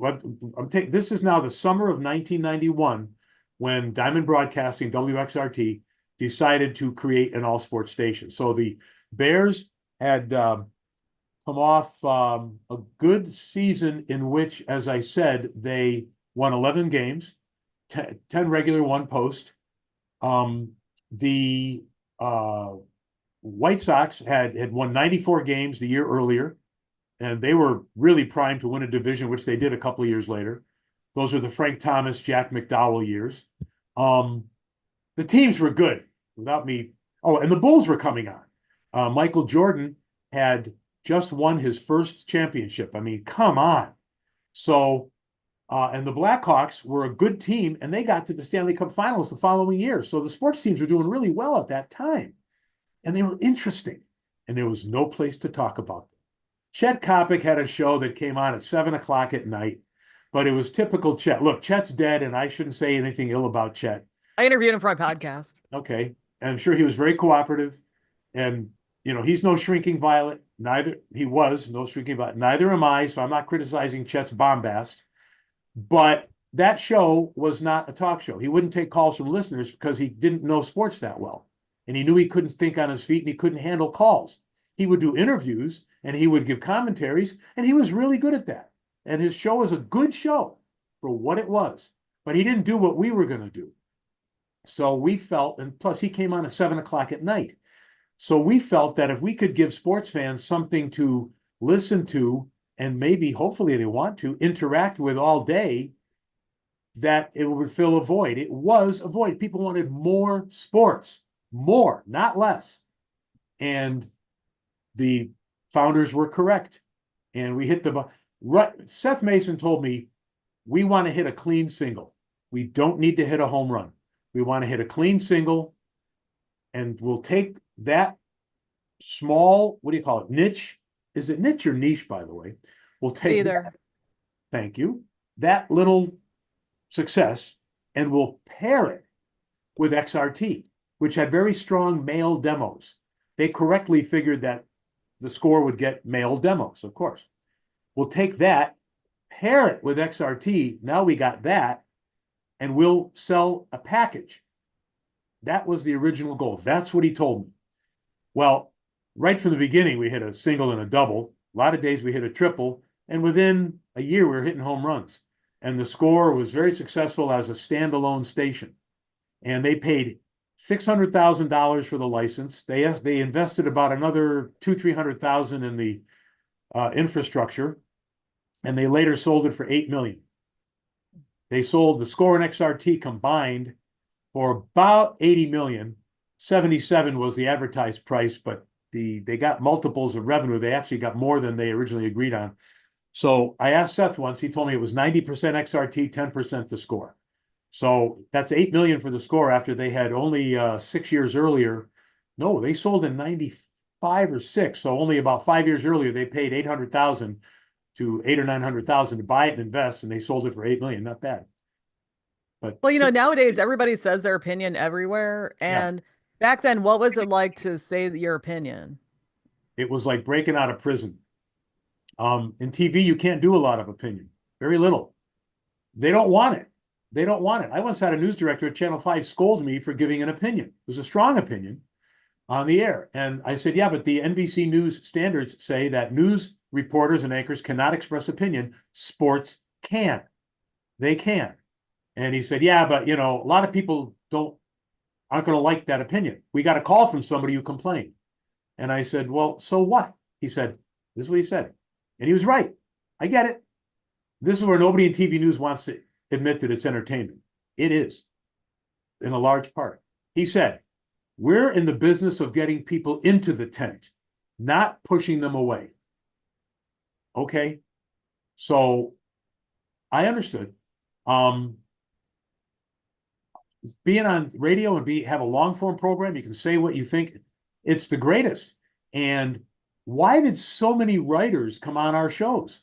They hated the broadcast media writers. They tried to keep us out of the press box during the 70s and 80s. But now they're coming on because they can expand, show people what they know, build their brand, and publicize their stories. So it was really a great thing. Chicago Magazine did a story once about sports pundits, and it stated, that the radio guys are in a better position because they can say and do whatever they want. And, not like we could be reckless. Some were. We had Mike North on our station. one of the hardest working guys I ever met, one of the most knowledgeable about games. But he was reckless and irresponsible much of the time.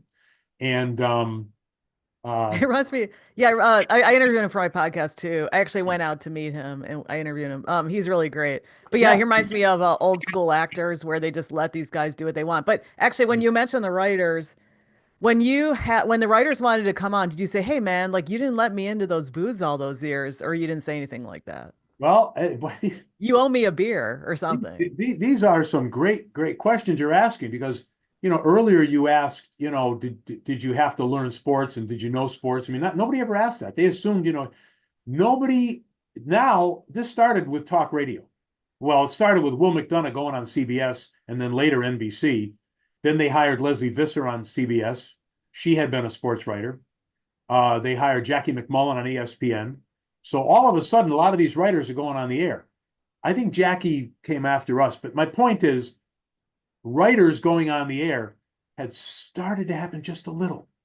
The guys and women who kept us, mostly guys, women weren't a big part of sports media back then. I'm not going to blame them. It's the old cigar smokers, okay? The Jerome Holtzmans, who I once saw kick a guy out of the Comiskey Park press box who had a credential and should have been in there. Um, Dave Van Dyke, he's dead.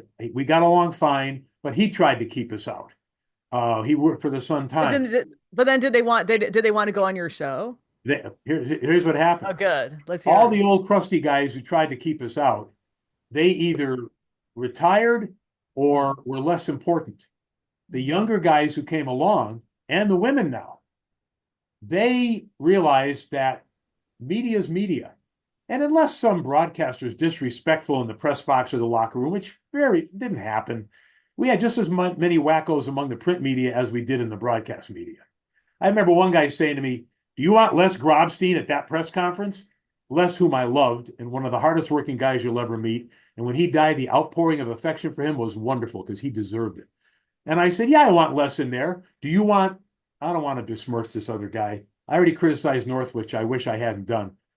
But this other guy said, "Do you want that guy in there?" He was a real kook. And he goes, "Well, I guess you got a good point." So the ones who wanted to freeze us out, they weren't that important. But I'm going to tell a story about Jerome Holtzman. He didn't want broadcasters anywhere. He was an old school hawk. He was in New York covering something. The Tribune was a non-union shop. The Sun Times was union.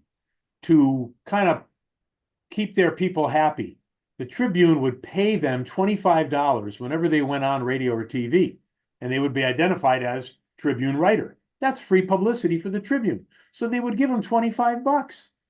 Well, I'm not going to say Jerome Holtzman over the years was trying to get on radio or TV, but when he went on, he got paid. So he was in New York covering something, and I had his hotel, and I needed somebody to come on, and I couldn't get the people I wanted, the commissioners or the players. It was a baseball labor matter. So I called Jerome. He said, "Sure, happy to come on." Because I got along very well with Jerome. I'm a good friend of Hawk Harrelson. I'm a good friend of Jerry Reinsdorf. Both those guys very tight with the late Jerome Holtzman. So he knew me. Plus, I had worked for the AP. They knew I respected writers. I did respect writers. I didn't like when they tried to freeze us out. But so we got along, and Jerome said, "Sure, I'll do it for you." He comes on the air. I forgot about the 25 bucks that the Tribune was going to pay him. So he says, "Hey, if you need me again, call me next hour." I called Jerome Holtzman and put him on WBBM every hour for about 6 hours. Now, newspapers didn't pay that much. He's got 150 bucks in his pocket, by picking up the phone in his hotel room. I forgot about the money, though. So I saw him at a Cubs game about a week later. I said, "Hey, Jerome, thanks a lot for doing that. I mean, 5, 6 times you came on." "Yeah, that's fine." He looked at me, he says, "And there's more where that came from." And then I started thinking, why the hell does this guy want? Oh, yeah. Because Skip Myslinski was a writer at the Tribune. He told me that they got 25 bucks. I knew that. I just forgot. Oh, yeah, right, right. But then once we're doing a talk show and these guys realize you could build the brand.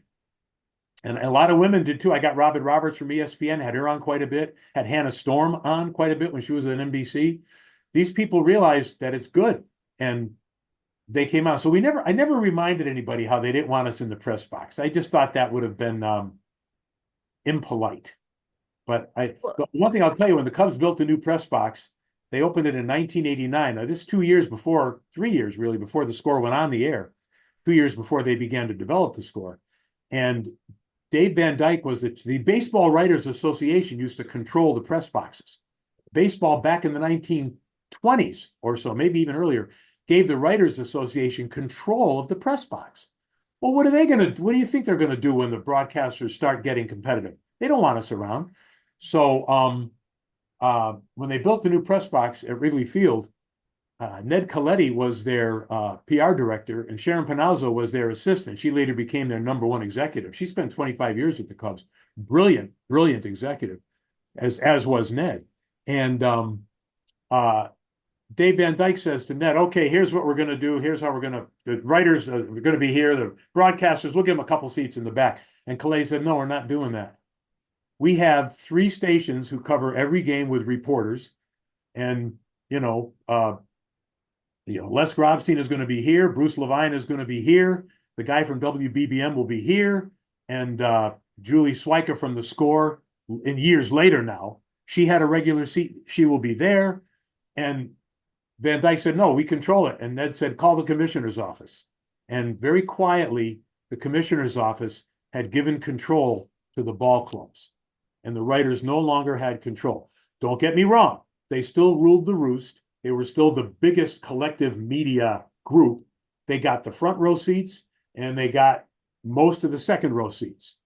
But we got a few in the front row and a few in the second row and a lot in the third row. So we did very well under the PR people like Coletti or Paul Jensen or Tim Hallam with the Bulls, So they gradually lost the control that they used to have, which was as it should have been. That change should have happened. But people don't remember now. Everybody's in bed together now. But back in the day, it was open warfare. It was a fight for survival sometimes.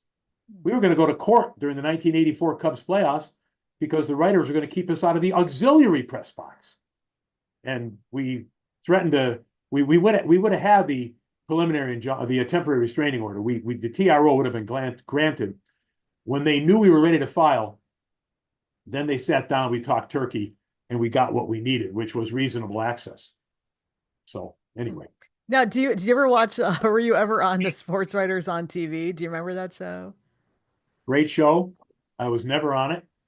It's like an SNL skit when you Oh, look at it, but it's amazing. real. Yeah, very good show, well produced. John Roach and these guys produced a good show. But I, those guys remind me of the kinds of guys you're describing, except for Tellender. except for Tellender, right? Tellender was one of that wave who didn't care if you were radio, TV, as long as you worked hard and you had some knowledge. They used to call us microphone jockeys, mic jockeys. Yeah, some of the mic jockeys they had peripheral knowledge or surface knowledge. I'm not going to argue with that. But you know what? Not all the writers were great either. But in any event, yeah, Tellender was pretty progressive. I got along with all those old writers. I don't know why, but I did. I think they knew that I had a lot of respect for the print media. And I watched that show. I enjoyed it. I enjoyed the heck out of it. They did a great job, and they really served their purpose for a long time. Okay, now there's another question from Chris Bass. Do you remember the fabulous sports babe, Nancy Donnellan, who was syndicated by ESPN Radio? I do. I remember her very well. She was out of Seattle. I dealt with her a couple times, never had a problem. Nice person as far as I know. But a national show, she was an act. She had a shtick. Wait a second.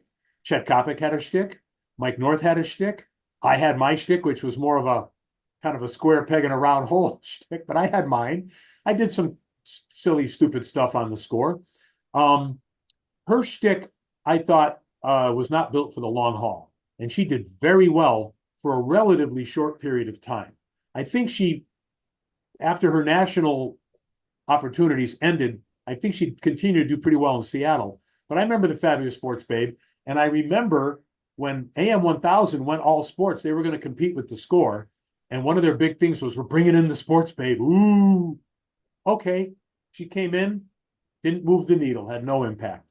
And AM 1000, by the way, Larry Wirt, one of the great con artists of all time, was running that station. And he let it be known that they were going to crush The Score. And if I were him, I would have said the same thing. He was selling, man. He was selling. And again, Larry, you know, the first non-con job thing Larry says, the next one he says will be the first time he wasn't trying to con you. And he had everybody convinced that they're going to crush us. They put Steve Dow in the mornings. I did just fine. 2 years, 2.5 years later, AM 1000 went out of the sports business. And the score was still there, baby. Still, by the way, still, shockingly, we had still had a daytime signal for most of those years of competition. I think when no, I think we were still a daytime station. I'm almost positive. We didn't get full time until we changed over the 1160 frequency. But in any event, they should have crushed us. They should have squished us like a grape, except for one thing, which Danny Lee, the owner of the Score, or the former owner at that point, but they quoted him in the Sun Times. He said, well, AM 1000 had no talent to speak of. He said that. And he's right. We had the talent. And we had, I remember Jim Cozumore and Brian Davis and all these people. Brian, very talented guy. But these people saying, well, we have the Bulls and we have the White Sox and, we have this and we have that. You can't tell me with a full-time signal that we could. They didn't understand radio programming. First of all, play-by-play is mostly at night. Okay, great. They can have the nighttime ratings when people are watching television. All right. Play-by-play is great for sales. You make money selling those packages, but you also pay a lot of money for rights fees. Okay. We were running our station focused on day parts, which is all we had.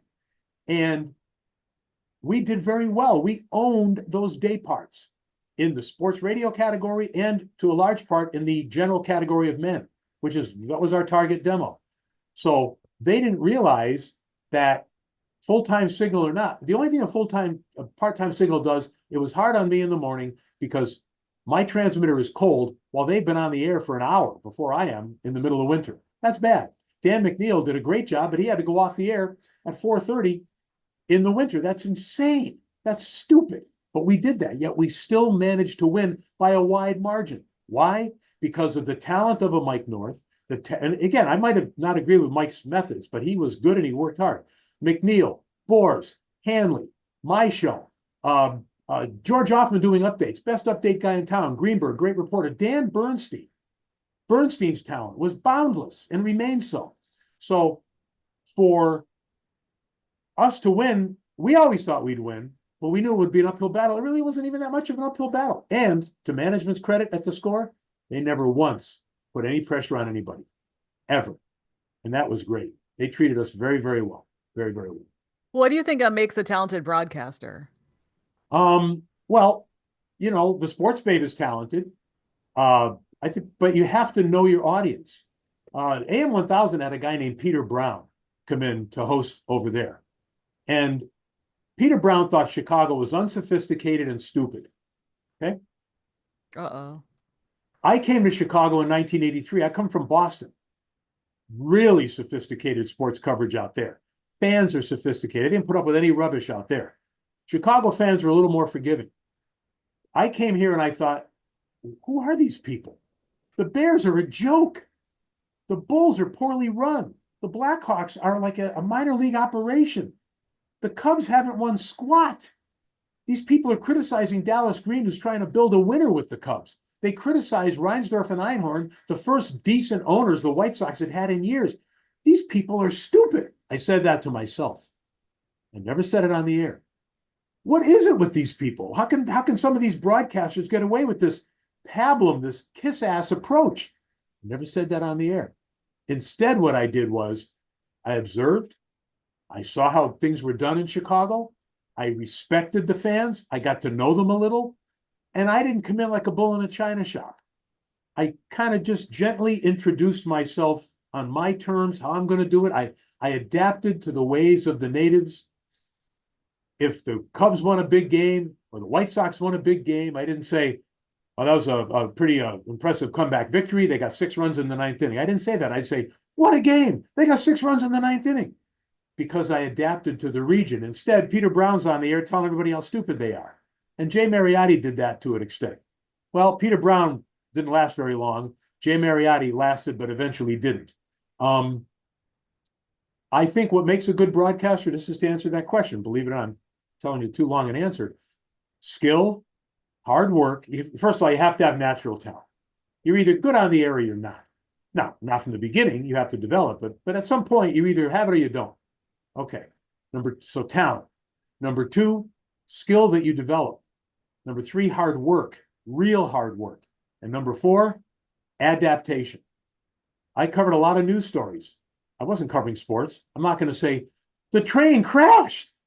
No, you got to cover it like a news report. Art Norman and I covered a train crash in Northbrook, and we together did a pretty good job. You know, I remember how Art and I worked like dogs that day, and it went very well in the middle of a snowstorm. Wait, why It, were you covering news if you were sports? because I happened to be the reporter closest to the scene. Um, and my camera person, they hate the word cameraman, news photographer, videographer. I'm going to use that phrase. My They video say photog. I thought they say photog. photog, sure, same thing. They would get called by the assignment desk and say, "You're going up to Lake Forest to do the Bears with Tom Shaer. Don't do that. Turn around, go to Northbrook, which is on the way. There's a metro train derailed. Get over there." So then they would call me. Usually we had pagers back then, maybe. I don't even remember what year this was. Say, we just pulled, I think our shooter that day was, we call them shooters a lot. That's a bad word these days. I think it was Billy Jennings, I think. Bill Jennings just got called and they sent him, we're sending him to a train derailment. We don't know when we can get you another crew. But go down there and help Jennings till Art Norman gets there, and then you're free to go back up to the Bears, even though you don't have a photog. So that's how I did it. But you adapt for the situation. I believe a good reporter can do anything. I believe a good talk show host can do anything. Just study the subject matter. Just study the subject matter. You know, Bruce Dumont has that talk show Beyond the Beltway. I most recently went on for a couple of times preceding the recent presidential election. I won't go on there again. I'm tired of the extreme right-wing people who go on that show. And I think Bruce has done a pretty He's good a job. really good interviewer. Yeah, yeah, he's I mean, trying to. he's a good, very good moderator. I absolutely agree. And Bruce is a Republican, and he's made clear his feelings a few times, but I don't believe he's done it in an unfair way. I think he moderates in a very fair way, but I'm just tired of going on there with lunatics. These people are certifiably insane. They should be locked up somewhere. So I'm not going on anymore. But when I went on, I talked politics, I talked US history. I knew what I wanted to talk about. Now, obviously, I like those subjects to begin with. And I was a government media consultant for a number of years. I know a lot about how government works. But when I knew I was going on to talk about the election, I made damn sure that I read the Washington Post, New York Times, LA Times, Chicago Tribune, Chicago Sun-Times. I read that stuff all the time, just to make sure I knew what the heck was going on. So I think that's what a good reporter does. They work hard and they're adaptable. A good reporter can cover a shooting at a school or a Super Bowl. And I've done both. Well, what you're saying reminds me of because I heard this interview with this guy who was involved in producing a documentary about the 1972 Munich Olympics and how ABC Sports was there inside. Do you know about that documentary? Or do you know about the situation? I haven't seen the documentary, but I know it very, very well. I was 14 years old, 13 at that time. I watched every minute of coverage. And Jim McKay, they often run a clip of Jim McKay saying, worst hopes have been realized. They're so and so, the athletes have been killed, this. And I remember he used the phrase, they're all gone. And I watched that live, and I might be one of the few people around who can tell you who else was in the studio with him, not just Peter Jennings. They had a guy named Lou Ciaffi with him, either in the studio or on remote. And he was the ABC News State Department correspondent. And I used to watch so much news. I wanted to be a news guy, not a sports guy. I remember Lou Ciaffi offering really good reports and comments that day. So I do know about the story. I haven't seen that documentary. Well, the documentary is called September 5th, and I want to see it because this is also a media oriented because basically this was happening and there was this tension between the news side and the sports side. And the guys were saying the sports, they're like, wait, we cover live stuff all the time. Right. So of course they could do it. You know, that's I think people who do sports are very talented at, of course, describing the game and working within the moment. So I it's just about that put down the tension. name of that documentary because I'm going to make sure I watch it. September 5th. It is true. Sports people are always good at covering stuff on the fly, hustling, and ad-libbing. We're better at that than a lot of news people you see on the air. We just are. I'm sorry. It's a fact. Um, and I think that's because of the training and what the job requires. One time, Channel 5, I was working at Channel 5, and well, let me just finish on the Olympics. Jim McKay showed what he could do. End of story. I heard Bob Costas recently talk about how the next day after that, Jim McKay got a telegram from Walter Cronkite, top news guy at a competing network, of course. And he said to McKay, "You did your profession proud." I mean, that's really something. Yeah. Um, Cosell wanted to go on the coverage, but Roone Arledge wouldn't put him on there because he thought Cosell was too much out of control. And he was probably right. Cosell's bombast wouldn't have worked in that case. Plus, Cosell was Jewish, and he himself did an interview with Pete Axthelm in which he said he hadn't really felt particularly Jewish before that. You know, he was not as observant a Jew, or I forget what a lot of my Jewish friends will say. Yes, I'm Jew-ish. My wife is Jewish, and she's heard that phrase. And Cosell was kind of one of those people, by his own admission. But he said that that day when that tragedy occurred, and it wasn't just a brief tragedy, it was spread out over a period of time, that he felt Jewish with every bone in his body. And when he was lobbying, he said that on the record. And he said it was sort of for the first time he felt that way. During that period, he was lobbying Roone Arledge to be part of the coverage, and Arledge wouldn't do it. And Cosell held it against him for years, but Arledge wouldn't do it. And, you know, I understand the sports people can handle it, but sometimes you don't want you wouldn't want Chet Kopic covering a murder. You wouldn't want Chuck Swirsky covering a mass shooting. But you can take, you know, Corey McPherson or Rafer Weigel or me or bear with me, who was the guy? Howard Sudbury, I think, when he was at Channel 2. If he had to cover, I never saw him cover news, but I think he would have been really good at it. Dan Maybe Bernstein, maybe even Brad Palmer. yeah, I loved his voice. Brad Palmer, good reporter. That's right, Yeah. the And professor. actually Jim McKay was an incredible. When I think of ABC, I think of Jim McKay and oh yeah, remember and also Howard Cosell, I think about when he was talking about the Bronx is burning. Oh, sure. Yep. That's like an infamous quote. Yep. Well, I forget what I was going to say before I got into oh, I know. I was at Channel 5 once, and it was a weeknight, and I was anchoring the sports. After John Kelly left, Larry Wirt had a plan to not have John Kelly there anymore. Larry Wirt later took over Channel 5.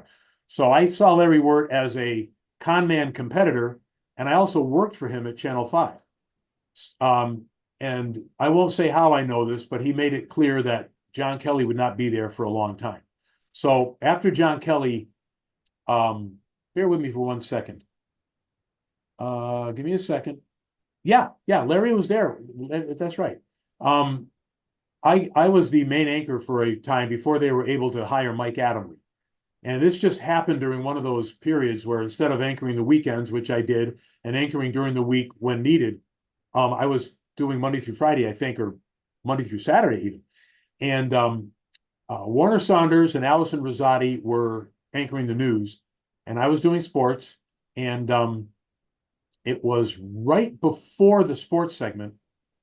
We had a failure of all the commercials, the studio cameras, a computer failure. Everything in the building failed except the fixed position camera and the microphones in the weather office for Brant Miller.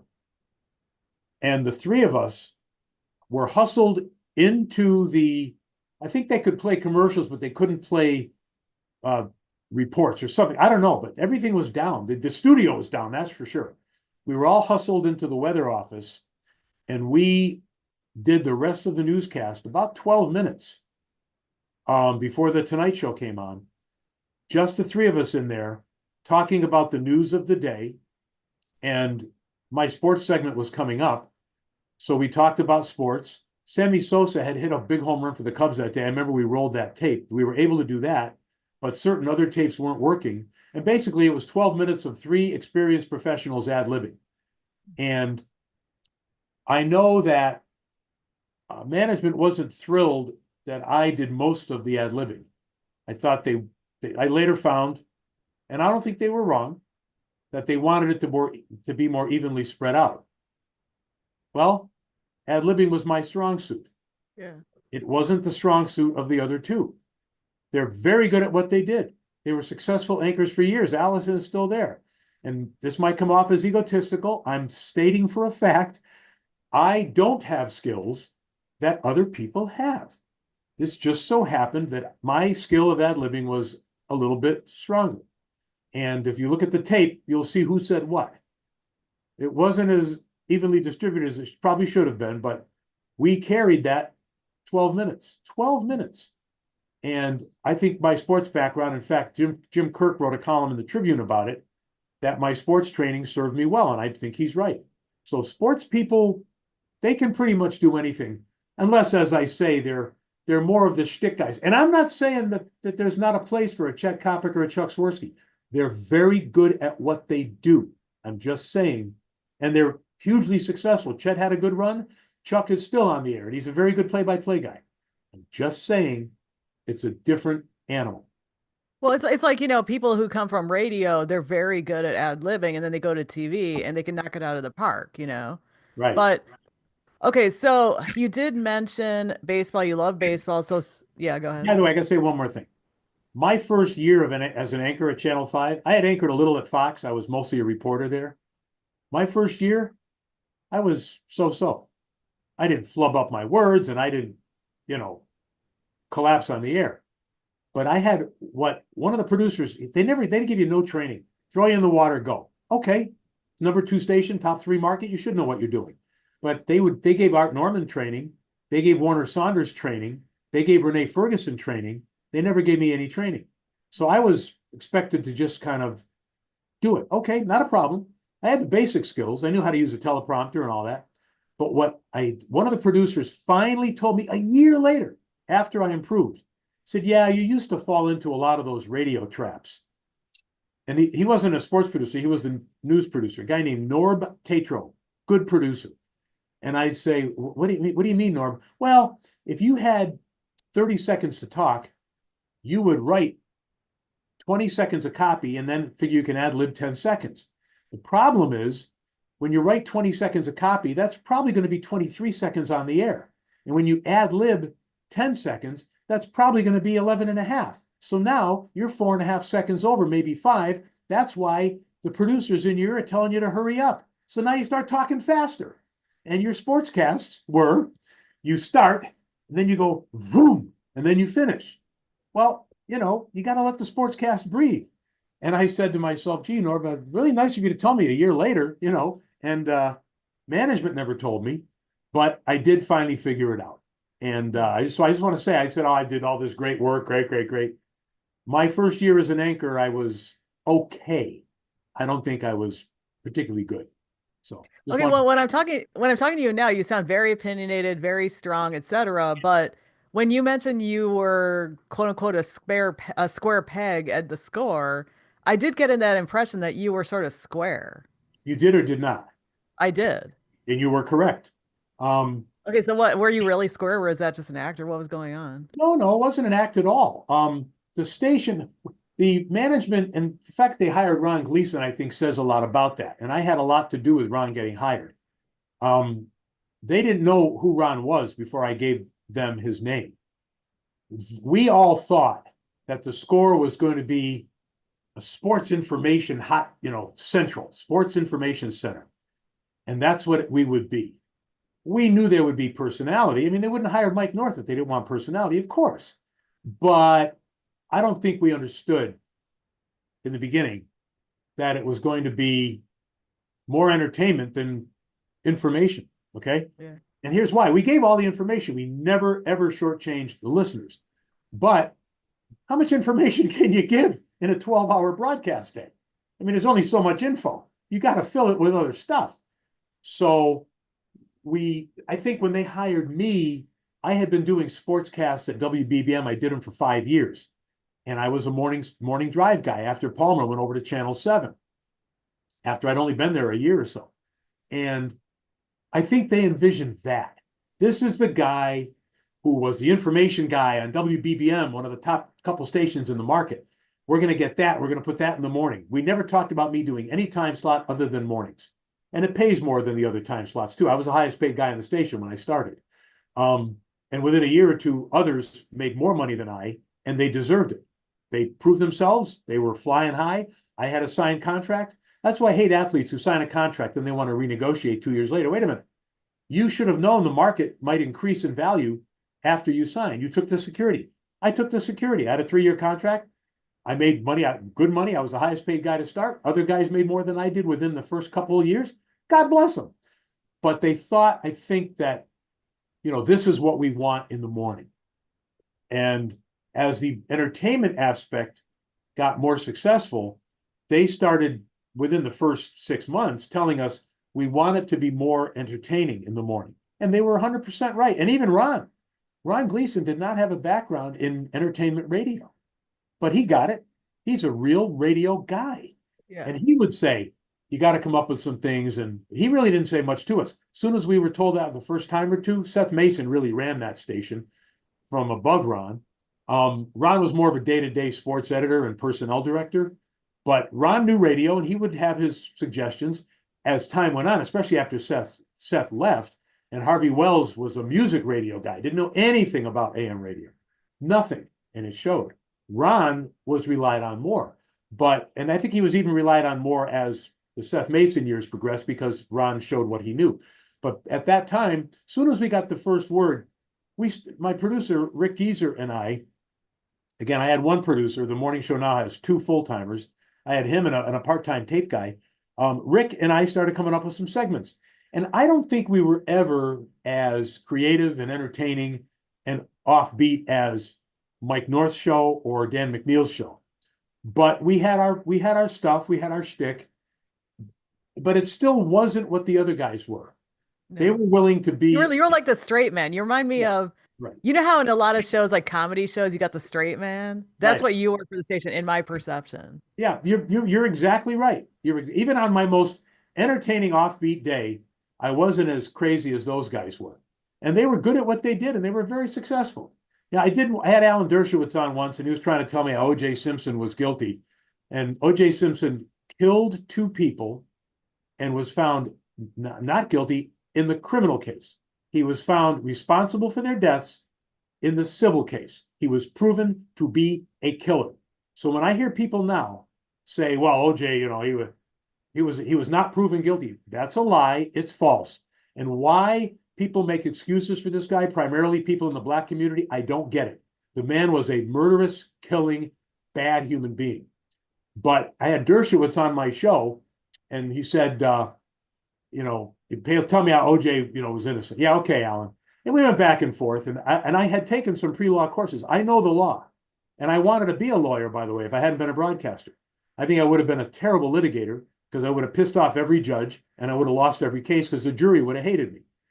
Maybe I would have been a good behind-the-scenes negotiator. I don't know, like a Roy Cohen type guy. But I don't want to be Roy Cohen. He's one of the darkest, most evil figures in American history. He would have gotten along very well with Donald Trump. Actually, he used to be Donald Trump's lawyer in New York. But anyhow, well, he was also like a fixer around town. yes, he was. He was Yeah, a big, unethical, dishonest, bad guy, Roy Cohen. And I've studied McCarthyism left and right.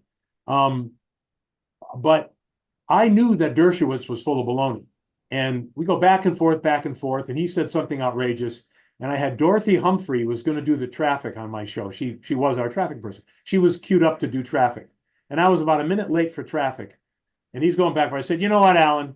You think what you think. I think what I think. Kiss my ass. Here's Dorothy with the traffic. Whoa. And the other shows did stuff like that all the time. I never did stuff like that. I wasn't proud of it. I kind of wish I hadn't done it. But I heard the other shows saying, oh, it was great what Shaer did. Good for him. So I was thinking, well, do I want to be accepted as part of the crazy frat house? Or do I want to be true to my professional standards? Not that they had bad standards, but there was a certain recklessness and irresponsibility that I didn't agree with. There was a certain outlandishness that wasn't but it was them, and they were good at it. And there's nothing wrong with being outlandish. How did the listeners respond to what you said? I had to that, I got a lot of compliments. a lot of compliments. And I walked into the Channel 5 newsroom and Ron says, I happen to be listening to your show today. I have to tell you, Kiss My Ass, Here's Dorothy with the Traffic has to be the greatest intro I've ever heard. He thought it was hilarious, Yeah. but I never did it again and I wouldn't do it again. But, we had harmless stuff like name that sports singer, and we'd find a song sung by an athlete. We'd play it. People call in and guess. We'd give them a prize. We had shot clock where you call up and take a shot. You got 24 seconds like the NBA. To counter it off, we had schmooze patrol where you call up and schmooze somebody, say something nice. Too much negativity in talk radio. Come on in, call somebody. So we did stuff like that. And but I still, again, I wasn't, the other guys were more outlandish and they were good at it. And I endorse it and I think they were wonderful. So but I was the square peg. It was a uniform peg for everybody when we started, but the station then became like this and I sort of stayed like that. Yeah. Well, I was gonna say, you mentioned frat house, and I did hear stories. And what was the atmosphere like? And you probably can't get into details because then they'd get in trouble. There'd probably be like a retro Me Too thing going on. I don't So, care. I'll tell. I don't really care. Well, yeah, okay, remember this is live. I Okay. am actually, you know what? I'm glad you said that. I'm a little worried about some of these guys getting on there. See, I don't do social media. I don't do any of that stuff. I'm a little worried about them getting on saying, well, Tom Shaer acts like he invented the station. He thinks he's so great. He criticized us. I hope these people are actually listening and hearing me say that they were great at what they did. I Yeah. did not agree with everything they did, but I do agree But with, don't they have thick skin? I huh? mean, like Mike North, I met him. What a wonderful person. I mean, but he's like how he off the air is how he is on the air, but Nobody, I found him. nobody has thick skin. If they tell you they do, they're lying. Okay. They don't. Ooh. They're going to get on social. They might get on social media if they prove they have thick skin, and they say Tom Shaer got on this thing with Margaret Larkin, and his big ego was on display, but he knows his stuff. He had some interesting things to say. He criticized me. He complimented me, kind of like a talk show. If they I'm say, too obscure though for people to notice, so go ahead. beg your pardon, you're what? I'm too obscure for people to I'm still toiling in obscurity. I'm not like you, A-list, Yeah, represented by agents, getting good contracts. I'm just, doing my thing. I'm not A-list now. I always tell my wife I used to be famous, not in Chicago. I'm not anymore. Nobody knows why. But although I do run into people sometimes, which is pretty flattering. We were at a restaurant the other day, and guy heard my voice and recognized my voice. That's pretty That's flattering. cool. Yeah, it's pretty cool. A lot of Chicago people in Arizona, by the way. We are Chicago West. So look, I don't know. I'm going to tell you want stories. I'll tell you stories. I'm hoping that you know what I'm going to do? I'm going to take the names out of it. I'm just going to do that. Yeah, just no names. It's Right. just that I did hear stuff, from people. So Right. Well, I wish that I had kept the names out of a couple of things I've said, and they're facts, they're my opinions, but they could say that I was not good for the station, that I had, I could have gotten better ratings if I did things a different way. Um, Actually, my ratings were pretty good. In fact, when I left, they had to pay me a ratings bonus for the most recent ratings before I left. But and after I left, they had 5 different morning shows, five, five over a 9-year period, five. And I was the one show for 8 years. So I think that says a lot. Might be off by my years a little, but they then settled on the Mully Hanley, and they've had now Mully Haw. I don't even know how many years it's been. It's been. I think they started in '08, so they've had 16 years of great shows in the morning. I mean, that's unbelievable. Okay, so I think it was a 9-year period. They had 5 different shows. Maybe 4, but that's still a lot. Way too many. No, that's just not any stability. I mean, you say, what was it like working at the frat house? You'd have people screaming at each other in the hallways, yelling at management. And I'm not going to lie. Sometimes I was one of those people. I get irritated about something. I would, lose it. And we all did it. It's a high stress business. I'm not proud of it. Sometimes I always say broadcasting brings out the best and the worst in people. Sometimes it brought the worst out of me. I'm not going to sit here and tell you Joe Blow did something that wasn't right and tell you I did everything that was right. No, I didn't. Absolutely not. I remember getting into an argument with Ron once and slamming his door and went outside the building to cool off. And I come in the building, and this is the owner of the station, Danny Lee. He had the corner office. He sees me, and he calls me in, and he shuts the door, and he says, "What's the matter?" And I start telling him, he goes, "No, I don't want to know what your dispute was with Ron. That's between you and him. What's bothering you? What's your problem? What's happening in your life? You shouldn't do that. That's not you." And he was really a great guy. We talked it through. Of course, I went and apologized to Ron. Ron said, "Don't worry about it," which, by the way, was Ron's greatest attribute as a manager. He had the thickest skin of anybody. Well, On-air it's because people, to him, it seems like it's business. Like he can tell you something that's unfair or whatever, but to him, it's just like this is a business side, and then that door closes, and then he's got the other side. That's my opinion. I think you're probably right. I honestly, I couldn't have done what he did. Are you kidding? Ron was hired because he knew sports, and he was hired because he knew sports coverage, and uh, I think I knew no sports as well as Ron. I could have done coverage and this and that and everything. Okay, great. That's where it stops. Out of the 50 things that Ron Gleason did very well, I probably could have done 3 or 4 of them, maybe 5 if I'm lucky. No, he was very good at it, and he took a lot of crap from a lot of people to reach the goal. He somehow knew how to get us to work with him to reach the goal, and he did it long after I left too. He amazing. So I remember that, we had a lot of that. There was a lot of that, a lot of that. The worst thing I ever saw, and I'm not going to mention the names, there was a production studio, the Score studio, and the Score producers booth. And they were all lined up so that there were glass, studio windows between each. And if you were standing in the far one on either side, you could see through to the other studios. You could see everything that happened. And I once watched a talk show host on the Score. I could tell he was arguing with the producer because it was a commercial break because the on-air light was not on.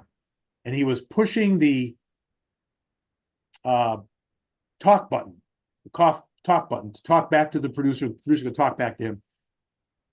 And it was very spirited. Next thing I know, this guy gets up. There's 2 hosts. One of the hosts gets up. The guy who was arguing goes out into the hallway. I see him enter the producer's booth and start strangling the producer and push him up against the wall like this. I witnessed that. It actually occurred. The second host on that show ran in and pulled the first guy, the assailant, off the producer. That really occurred. As God is my Did witness. anybody report it or anything? So I'm thinking, holy cow, I got to report this to Ron Gleason. And then I thought, well, I don't know. All right. But we shouldn't have that. And this producer and this host got along pretty well. They were pretty tight. And I thought, I don't know. I mean, Jesus, we can't have this. So I talked to the producer and I said, you got to report this. Well, I don't know. I said, listen to me. You let it happen this time, it'll happen again. Other people see it. The people involved in the show, there were 2 producers, one producer and another guy running the board. And there was a co-host, and I saw it. So 5 people have seen this. 5 people know what happened. I don't plan to get out there blabbing it. And I didn't. I didn't even tell Gleason. I said, but people, this is not a good professional standard to set, and you yourself ought to be a little concerned. It'll happen again. So he said, well, I don't know. And I said, no, listen to me. And I kept pushing him to report it. Well, he didn't. Okay. 2-3 days later, this host comes to me and says, so you're trying to get me fired? What? You urged so-and-so, the producer, to tell Gleason about what happened in the producer's booth. Why don't you mind your own effing business? Who the F do you think you are? I know what you're doing. You act like you care about him. You wanted to get me in trouble. And I actually didn't, because we all had good ratings. I wanted everybody to continue to flourish and do well. But I didn't go back to that producer and say, why the hell did you tell him? You didn't report it. That's your business. But you're going to tell him you ratted me out? But then I started thinking, what are you, stupid? Me? That's his business. That's his business. Sexual harassment, I would have reported. And we had an episode of that once. but he can take care of himself. He's not going to bite the hand that feeds him. This talk show host had been very good to him. I should have known better. I might have said, hey, you're going to report that? No, well, listen, you okay? Okay, fine. Leave it at that. But I did push him and he didn't do it. And he was so weaselly, he went and told this host what I had said. Um, we had a female intern on the morning show, real talented. And I'm not going to even describe her ethnicity or anything. She knows who she is. She's out there somewhere. And we had another guy who I think he was part-time, very low-level guy, and a male. And unbeknownst to me, and I treated my crew pretty well on that show. I liked to think I knew, but I didn't know. Unbeknownst to me, my producer tells me, hey, this guy has been really harassing so-and-so. Her first name began with M. And I said, what? What are you talking about? I mean, I was really upset. And he said, don't worry about it. It's under control. I said, oh, is that right? They said, this has to go to Ron Gleason right now. I said, no, no, no, no, no. She doesn't want that. I said, but she shouldn't have to live with that. She doesn't want to report it because it's going to hurt her career. No, it's going to hurt his career. I said, no, no, it's not like that. He never touched her. He never used obscene language. He never discussed her body. He just kept telling her, I want to go out with you. Come on, baby, you and I'll have a good time. I got tickets for this concert. He said, it's just been relentless. So when I say sexual harassment, is that sexual harassment because it's a male and a female? I'm not even sure what defines it, but it was for damn sure it was harassment. And I think it is sexual harassment, isn't it? According to the rules of the workplace. This was 1995. We were much less aware. It was decades before the Me Too movement. So he assured me that it had been taken care of. And I think this guy was also an intern, is what I think it was. In other words, his time was short. So he left. He later had a number of jobs on the air at various outlets, all fringe jobs, never major jobs. And he wasn't bad on the air. He wasn't great, but he wasn't bad. He was on the air, fringe stuff. And I always, he bounced around. He was in another market here and there. And I don't think he's in the business now, but I always said to myself, I'll bet you he's bouncing around because they find out what he's really like. So we did have a sexual harassment thing, which was worked out. And then I talked to the young woman and I told her, I'm aware of this now. She said, I know, we felt we had to tell you at some point, but I heard that you reacted like you wanted to go to management and have this handled correctly. Don't worry, it's fine. I'm fine. And I kept checking in with her every couple of days to make sure. She said, he hasn't. Oh, by the way, they told him, cut the crap. And he did. That's the biggest, most important thing. Yes, he stopped. He always managed to somehow be in the control room when she was there, when he had no business in there. He stopped doing that, stuff like that. If he had to come in and drop off a tape, he dropped off the tape and he left. So that's the biggest, most important thing. He got the message. They felt it had been successfully dealt with, which it was. But I was never comfortable that he didn't suffer any consequences. At least get a talking to. So anyway. But I heard about some other things, but like I'm not going to say who or details, but I know that some people, at least one person was saying that they would probably get in major trouble nowadays because see, okay, this is the thing I noticed because I'm not in radio anymore, but what I noticed is some of these older guys, they would say, "Oh my gosh, things were so much looser and people didn't get upset." I'm thinking to myself, this is not I used to say to people, this is not an emergency room. There's nobody dying. You Mhm. shouldn't talk to people like that, and also people shouldn't be harassed. But they think somehow that they were allowed to do those kinds of things because things were less uptight. But I think to myself, what if the tables were flipped and you were harassed and you were looked up and down and people said you were ugly? I mean, if it was flipped. And I think that, okay, I'm going to say something very obnoxious, but sometimes I think that some of these guys got what they wanted in terms of experience and power that they didn't have when they were younger. And then they got in these positions and they were like, yeah, now's my chance. And also they were being supported by other guys like that. So you mean they did outlandish things male to female that they couldn't do when they were younger? Well, just in general, certain behavior that maybe they kept it together when they were younger, then they got, you see this throughout, you see this throughout the entertainment business and even companies that when people get a certain kind of success or they're in a certain kind of situation that's more, that where there's more allowed, then they get to go with how they want to act, and it's not exactly sensitive to other people. Well, I think that's true. I don't think it resulted in, when you say sensitive, do you mean don't commit harassment or do you mean don't criticize? Like, you No, know, criticize different because you need to have a good show. I'm not talking okay, about okay, that, but I'm talking about like, let me ask you this. What if a male gets on a talk show and criticizes the clothing of a female who's a network broadcaster? Do you think that should be allowed? yeah, it depends what how they're saying. If they say like, I don't like her outfit, she should, yeah, that's different. Okay. If you do that now, you're going to get ripped to high I heaven. know. So you're not going to do it. And God forbid you should have a woman in management who will determine whether you get disciplined or not. Now, you hit the key words. It depends on how you say it. Yeah. Dan McNeil got fired from the Score for criticizing the attire of a sideline reporter on an ESPN game broadcast. I think what he said was 1000% correct. The woman's outfit was too revealing, too form fitting. Now, wait a minute, when we're going to say, well, we can dress whatever way we want. Yes, it was too revealing and too form fitting for what's supposed to be a journalist's job. Okay. But he used language on, I think it was a Twitter, Twatter, Tweeter, Facebook. I don't know what it was. It was a social media posting. He used language I wouldn't have used. It wasn't obscene, but it alluded to pornographic movies. And he got fired for that. The market manager who made the decision to fire him might have gone above her, but I doubt it, but she was a woman. Now, I want to stress, I do business with Odyssey. I think they're a good company. I think they have excellent executives.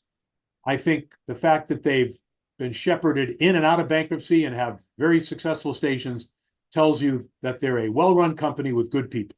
I want to stress that. I vehemently, and I never had any dealings with the woman who fired Dan. I met her at Ron Gleason's going away party. She was very nice and very cordial. And I never expressed this opinion publicly ever, really.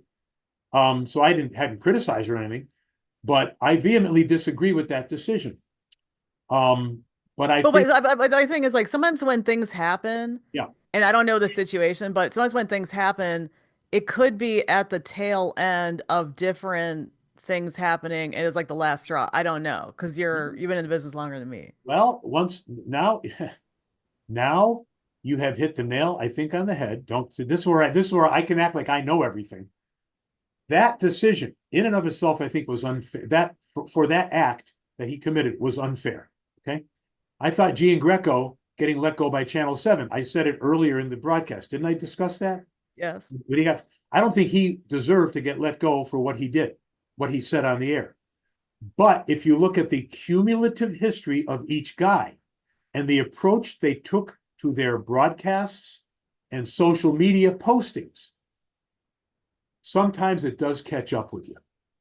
And I think you, unlike I, hit the nail on the head there because I've said this when I've discussed it with a lot of my friends and colleagues in the industry. I didn't get into this aspect here. You did, and I think you're correct. It could have been the tail end of other things. I don't think it was. I've never heard from anybody, and I got a lot of people inside and outside, and I'm friendly with Dan. I consulted with Dan at the time this was all going down. We talked. He asked my thoughts on the situation before it culminated in his dismissal. I never heard of any other bumps in the road that he'd had during that latest tenure at the Score. And he had bumps in the road elsewhere and this and that. I understand. But I don't know that it was the tail end of something else. It might have been.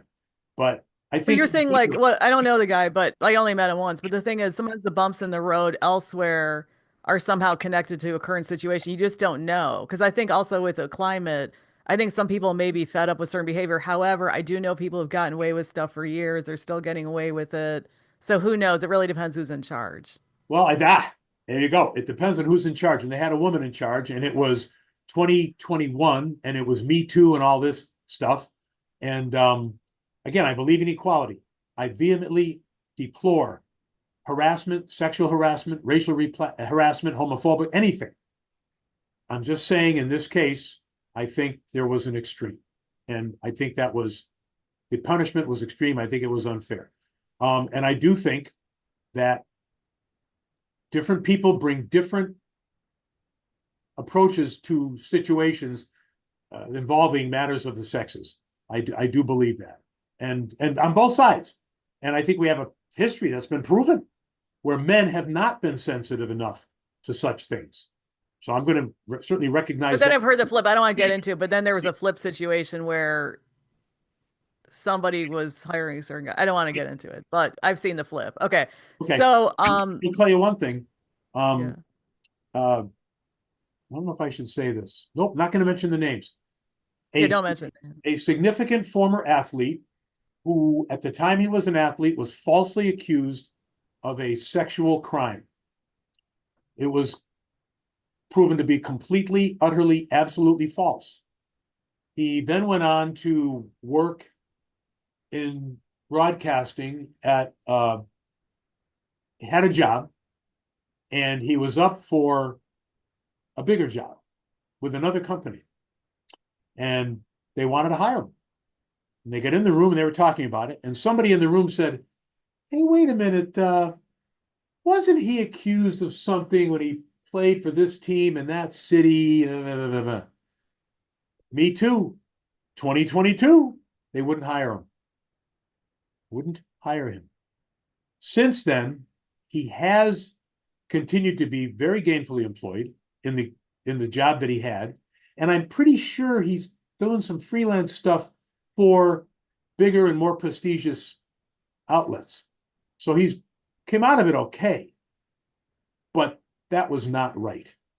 And when I heard the story, I said, "Holy crow, I forgot about those accusations." And I looked up the whole thing. I did thorough research. In fact, an advertising agency was considering hiring him for a commercial, and they paid me to give them a report. They didn't want to have to do the research themselves. And I got paid by the hour. By the way, I bill out at $2.65 an hour if anybody wants to hire me to Can you research hire me so I can work for you so I can make some money? Go ahead. anytime. I researched and wrote a report, 3.5 pages, and there was nothing to it. Nothing. Patrick Kane was accused of rape. There was sexual contact with this woman by 2 other guys. The DNA showed he never touched her. So, well, as she accused him of touching. So you just never know what's going on out there. The Duke lacrosse players were utterly, absolutely, completely innocent from the word go. And the black community in Raleigh-Durham said they wanted them in jail. All sorts of stuff happened to them because they were white and their accuser was black. I think they were guilty of bad behavior, and I think they were guilty of using deplorable language, but they never did anything. They never touched her and never did anything criminal. They were exonerated pretty quickly, and the district attorney who indicted them was disbarred and went to jail for doing what he did to these kids. Just kind of interesting. I just noticed after they were cleared, the woman and the new district attorney said they never should have been indicted, even though the community wanted them in jail. Even after all that happened, the woman wrote a book describing in detail the rape they committed and how they did it, a gang rape. Oh, isn't this interesting? This week, she's admitted it was all a complete, utter lie, totally fabricated. What if one of those 3 guys wanted to become a broadcaster? Even to this day, he probably wouldn't get hired because it looks bad. Not good. Yeah, I know people. I don't want to say, but yeah, there are people who are Yeah. working who've done stuff, and nobody called them out. But anyway, okay, so let's wait. I just wanted to ask you Yeah, something. so You pardon said me. you're Hold on. I have to interrupt you. What you said is true. A lot of people have done things they got away with, haven't been called out because either management wasn't sensitive enough. I would never defend those people. So I don't want people to think I'm here saying nobody's ever guilty. It's all Me Too run amok. I didn't say that. I had to interrupt you to make clear what I truly believe. As I said, I deplore those things when they actually do occur. And they probably happen a lot more often than we think. And I feel badly when people feel they can't come forward. Look what's happened to this woman who Donald Trump did commit those crimes against. There's a guy who should be in jail, but we're talking about broadcasting, not him. Go ahead. Well, yeah, and also, there are some people in management too. I want to put that out there. I know for a fact that they did certain things and nothing's happened, but Terrible. what goes around comes around. So, okay. Um, you did mention that you were really into baseball. So when you were in Chicago, were you Cubs fan or Sox fan? Well, I'm just going to say this. You're a Boston fan. No, no, no. I was a Boston fan until I got here. When the Red Sox played the White Sox in the playoffs in 2005, ha! I was going Red Sox all the way. I'm sorry, White Sox. I just misspoke. I was White Sox all the way. I went to game 3 in Boston with my brother, my late brother, God rest his soul, my twin brother.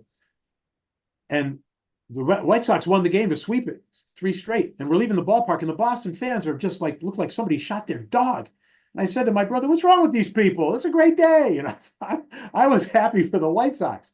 In '03, if Dusty Baker hadn't choked and Alex Gonzalez, the shortstop, hadn't choked and the White Sox hadn't lost game 6 to the Marlins, God, the Cubs, if the Cubs hadn't lost game 6 to the Marlins in 2003, and then blew it in game 7 after they had a decent lead, um, the Red Sox were in the ALCS against the Yankees. It was looking like a Cubs Red Sox World Series.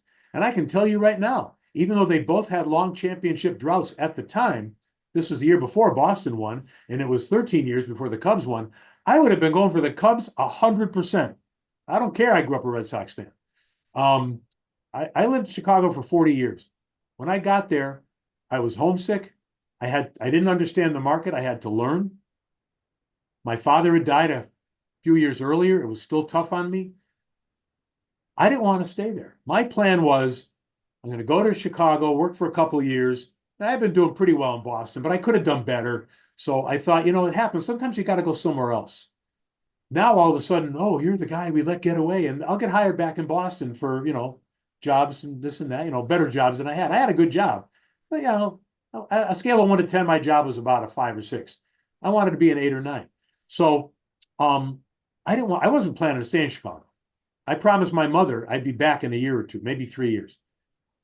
Once I was here, I don't know, 6 months, a year, I didn't want to go anywhere. I loved it. I loved it. And I really feel I owe Chicago a lot. I rooted for the teams strong, real strongly.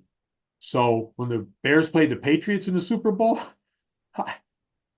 Bears, Bears, Bears, baby, all the way. So no, I grew up in Boston, but my teams are Chicago teams. Again, I still follow the Boston teams. I want them to do well. That's true. But when they play Chicago, I want the Chicago teams to beat their brains in. Otherwise, I hope Boston wins everything. God bless them, as long as they're not getting in our way. But the thing that bothers me about the Cubs and the Red Sox situation is sometimes they make it into this cute little bow situation where it's like, oh, they play in an old park and they play in an old park, and oh, wouldn't that be nice? I'm like, is this an aesthetic concern? Because it doesn't really, it seems like they're trying to expand, they're trying to go beyond just the skills of the players and talking into like some kind of story. Oh, absolutely. The media is always trying to tell stories. That's true. And there's no question that Fenway Park and Wrigley Field are the most romantic, if you will, stadia in the country. Dodger Stadium is starting to get its due because it's now the third oldest. It has been for years. Um, but yeah, I think so. They're original franchises. Cubs have been playing since shortly after the Civil War. The Red Sox were a charter member of the American League, and before that, they were in existence for years before that in one form or another with other names. Um, so there is something romantic about that. They are unique. Um, they're in big markets. Networks like big markets. Yeah, they get probably a little more attention than they deserve, I would say. But I'm happy for the Cubs, and I'm happy that they won the thing. I was happy the White Sox won it. I'd like to see the White Sox come back much quicker than I think they're going to come back. It's going to take a bit. And I was very Well, unhappy that they lost a record number of games last year. Rich King and I bet the White Sox over under. I think the over under was what was it? 91 or 92. We both bet that they on losses. We both bet they would not lose more than 91 or 92 games. We both went to a sports book out here in Vegas, and we both lost big time. well, I became a Sox fan after I think my last straw was at that game where, well, first it was the corking that bothered me, and then it was also when the that fan caught the ball or like he did interference, and then I saw the player respond, and I just thought, okay, I think I'm over this team. I became a White Sox fan. However, I did grow up a Cubs fan, Mhm. and I did watch Harry Carey and Brickhouse and so forth. So okay, what were those guys like? Oh, They were so interesting yeah, on yeah, there. yeah. And it's an interesting thing. You kind of change your affiliation. Um, all I can tell you is I have to say it again. I'm thrilled when a Chicago team wins, and I also think Ricketts has done a spectacular job with the Cubs. I really do. I think the economics are getting away from them, just as they are other teams. And I think baseball needs a salary cap yesterday. So I got to get that out there. Brickhouse and Carey. Let me see if I can. I'm not sure. I Because I've already, seen your interviews with them, yeah, and I messed up with my. Oh, you've seen them online, yeah. If people, where's Brickhouse? You can't see it from here, but this thing. Boy, I'm so bad. This thing right there. That's me interviewing Brickhouse on the first night game. Brickhouse, Peter Ubroth, and Ernie Banks. Ubroth was the commissioner. That's Harry and I up there. I think I already showed that. Um, I don't even know where to begin. Um, I loved both guys. I loved Brickhouse. I liked Harry. I wouldn't say that I knew Harry well enough to love him. I worked with Brickhouse. My first job was as the co-host of a nightly sports show on WGN radio with Brickhouse. I worked my first year in Chicago at WGN. They offered me a terrible contract, which I refused to sign. So because I never signed, I could jump over to BBM, which I did. Um, Dan Fabian, who just passed away, uh, brilliant guy, brilliant guy. Um, really did a great job of shepherding that station through a lot of transitions. But he lied to me about my contract, and the contract he gave me was not even a contract. So I left. I went to BBM as soon as they wanted me. I left. Um, but I was working this nightly show with Brickhouse, which I really missed doing. I loved doing that, but I felt I needed to leave, and I did. It worked out great for me. I had a great run at BBM, which led me into television. Jack was very thoughtful, very considerate. I wrote a story about working with him. It's online on the Chicago Baseball Museum website, Chicago Baseball Museum. And I did a video biography of him for Channel 5 when he died, an obituary. You were referring to the interviews. That's on YouTube. Um, oh, he's a legend. He is a sportscasting he was a legend. legend. Yeah. When I met Jack, he had retired 2 years earlier, or a year and a half earlier from Cubs play-by-play. And they were basically looking for something for him to do. Jim Dowdle was the head of Tribune Broadcasting, and the White Sox, Jerry Reinsdorf and Eddie Einhorn wanted to hire Brickhouse. Sports Vision, their new channel, was just starting when Jack retired from the Cubs. And it was run by a guy named Jack Jacobson. And Jack Jacobson offered Brickhouse the job, and Brickhouse said, "Well, what are you going to want me to do?" And he said, "Whatever you want." Be you. That's exactly right. They wanted his name to lend some credibility to this new channel. So the Tribune finally, they had promised Brick that he'd have a role. They never came up with anything. Finally, because now there was a threat from the White Sox channel, they got off their ass and they gave him this radio show. So Swirsky did it with him. And then Chuck got promoted to do sports on the Wally Phillips show and to do some other things. So they needed another person. And that's how I got hired. Jack treated me like gold. And my job was to hustle, do the grunt work, and say yes, sir, and no, sir. That was my job. But he never treated me like a bobo. He gave me a lot of respect. He let me do things that he thought were my strengths. I let him do things that were his strengths. We could interview Willie Mays, well, we got Willie Mays only because of Jack Brickhouse, not because of me. And Brickhouse would do the Willie Mays interview. Then he would cut me in and let me do a couple questions, which was very considerate. If I was going to have a hockey player on, we were going to have a hockey player on, he would say to me, "Why don't you handle this one, kid?" And I would do the hockey question interview. And then at the end, Jack would give me a signal and I'd say, "And here's Jack Brickhouse." And he'd ask the hockey player a generic question and we'd close off the interview, and that was that. So we had a real good tag team thing. And I just love working with the guy. And he introduced me to a lot of people. And I'll never forget him. He was a wonderful, wonderful, kind, generous man. Harry had a much sharper edge. I don't know why, but Harry really liked me. We really took to each other. I'm not going to say that I was as tight with Harry as I was with Jack. I loved Jack. I liked Harry and I respected Harry's success. And by the way, Jack respected Harry's success. He was never jealous of Harry, ever. And Harry made a lot more money than Tribune Company ever paid Jack Brickhouse, I can tell you. Um, and Harry was generous in his own way. He could be tough and selfish too. All right. You don't get to those heights without having sharp elbows. Harry had sharp elbows. But he was very kind and considerate to me. Now, I was never in a position to ever, you know, cause a problem for Harry Carey. But, you know, he had a broadcast partner, Milo Hamilton, who he never got along with, and vice versa. Milo ended up leaving after his contract was up, went down to Houston and had 25 years in Houston and is a legend in Houston, legend. Had a great career before and after the Cubs.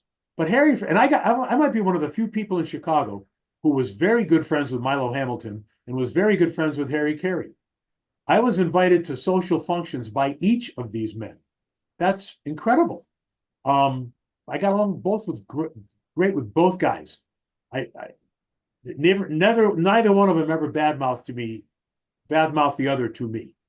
Anyway, did they ever tell you any? Oh, go ahead. I just wanted to say that I got along great with both guys.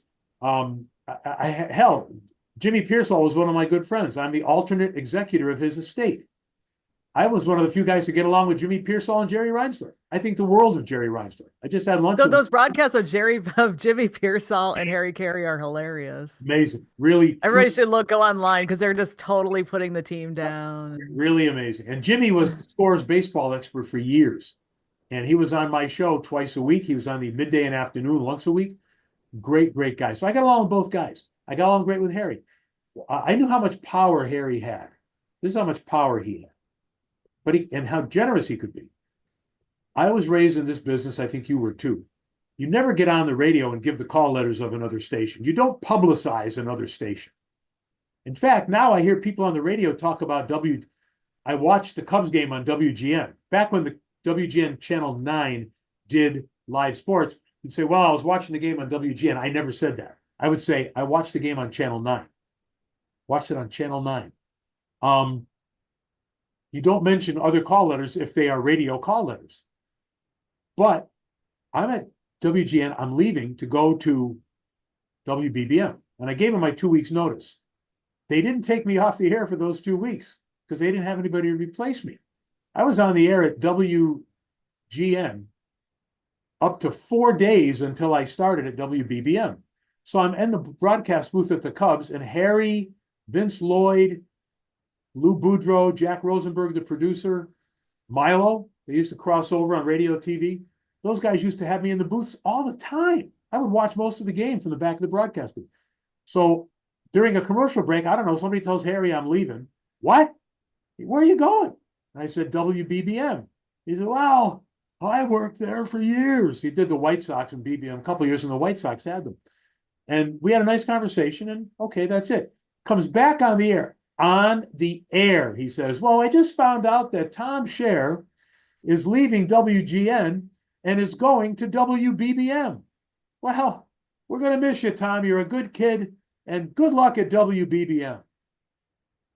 And I walked out of that booth and I said, there is power. Because if Jim Dowdle calls him from Tribune Tower and says, Harry, why are you publicizing one of our big competitors on the AM dial? Harry would say, Jim, let's go have a beer, relax. Harry could get away with it. So that's how I felt about the guy. And you know, somebody told me once that Harry didn't care what people who knew him thought of him. He only cared what the fans thought of him. That may be true, but I never saw it. Well, is it true that he enjoyed his beers Oh, yeah. Okay. I know, I just have such Oh, good memories. he did, but after the Tribune Company bought the Cubs, after the first year, they put out an edict, no liquor in the booth. Because Harry used to have a refrigerator of Falstaff when he did the White Sox, and he had a refrigerator with some drinks of some sort in the Cubs booth. And after, I think it was a year, Tribune Company heard about it and they said, no, can't do it. That's boring. Yeah. Well, now, did those two guys ever talk about radio back in the day and TV back in the day? Oh my God. All the time. That's why they liked me, I think, because I knew the history of the look, when I was in junior high school, I used to collect old time radio shows long before Chuck Shaden started doing it here in Chicago. There was a guy named Charles Michelson out of New York, and he was selling radio tapes or something like that. The guy in Oklahoma was selling them. Everybody was selling these cassettes. I had about 1,000 shows on cassette tapes, and I had reel-to-reel tapes, all sorts of stuff. So I loved old-time radio, and I owned about 75 or 80 old-time radio magazines from as going back to 1924. And I knew all about the big markets because, especially when they got into television, in the late 40s, the radio magazines were running sections about television because there were only about 20 stations in the whole country, maybe 30 or 40 max. So I had a magazine with a pictorial spread about Jack Brickhouse, the first employee on the air of channel WGN-TV Chicago. And the headline was Chicago's Big Brick. So I had the magazine and I wanted to show it to Brickhouse. Now, this magazine was worth about $50 at the time. I probably paid $10 for it. I was a collector. Love old-time radio, still do. And I said, I'm going to show this to Brickhouse when I go to work at WGN. So I pull it out of my box of stuff. Everything else was on a moving truck. And I put it in my briefcase and I go to GN my first day on the job. My moving truck hadn't even arrived yet. I lived in the Conrad Hilton, the old Conrad Hilton for 2 or 3 weeks. And Swirsky got me a discount hotel room there. Very nice of him. He knew somebody. And the guy in the room next to me was Tony La Russa. True story. And I got the magazine in my briefcase and I meet Brickhouse. And hello, Mr. Brickhouse. Call me Jack. Oh, okay, Jack. And I open the magazine. I go, look. And it's a 1948 TV radio mag with radio TV with Brickhouse. And he looks and goes, wow, I remember them shooting this photo spread. I remember as if it were yesterday. This is 1983. He said, wow, that's unbelievable. That's 35 years ago. I said, yeah. He goes, thanks, kid. And he takes it and puts it in his briefcase and goes off to his car. And I'm thinking, that's worth $50. It cost me 10. That's back when it was real money. When I went to work at GN, I was making 30,000 in Boston. I only got 33,000 there. And I had to work a 6-day week at GN too, by the way. They treated people like slaves. So I wasn't really rolling in dough, and I wanted that magazine. But I wisely thought, you know what? He was 68 years old at the time, Jack. I was 24. I said, let an old man have his day. It's only money. And for years afterward, I would hear from Jack and his wife, Pat, how they had that magazine on a coffee table in their apartment, and they loved it. And when I socialized with them, it was usually at a restaurant when Pat was putting on an event, and they would invite me, or a family dinner or something. But I finally went up to their apartment, and there it was on the coffee table. That's cool. They What's the they knew I loved old stuff and the old radio, and that's what we talked about. I'm sorry, I digressed. And we often talked about the old days. They found it fascinating, some of the technological advances. And Jack Rosenberg, their producer, I was really good friends with him, very good friends. I had lunch with Jack right up until a month or two before he passed away.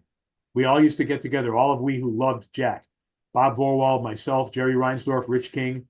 We would all be, Dennis Fitzsimons, we would all be in the same lunch group. And we did it usually in April and October. And then I would call Jack once in a while, send him stuff in the mail. So all those guys like to talk to me about the old days and what they did and how they did it.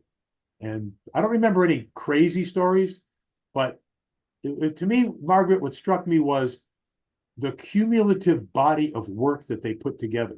When it wasn't easy, we take everything for granted. Even back in the 80s, we had satellites, we had microwave links, we had all that stuff for radio or TV.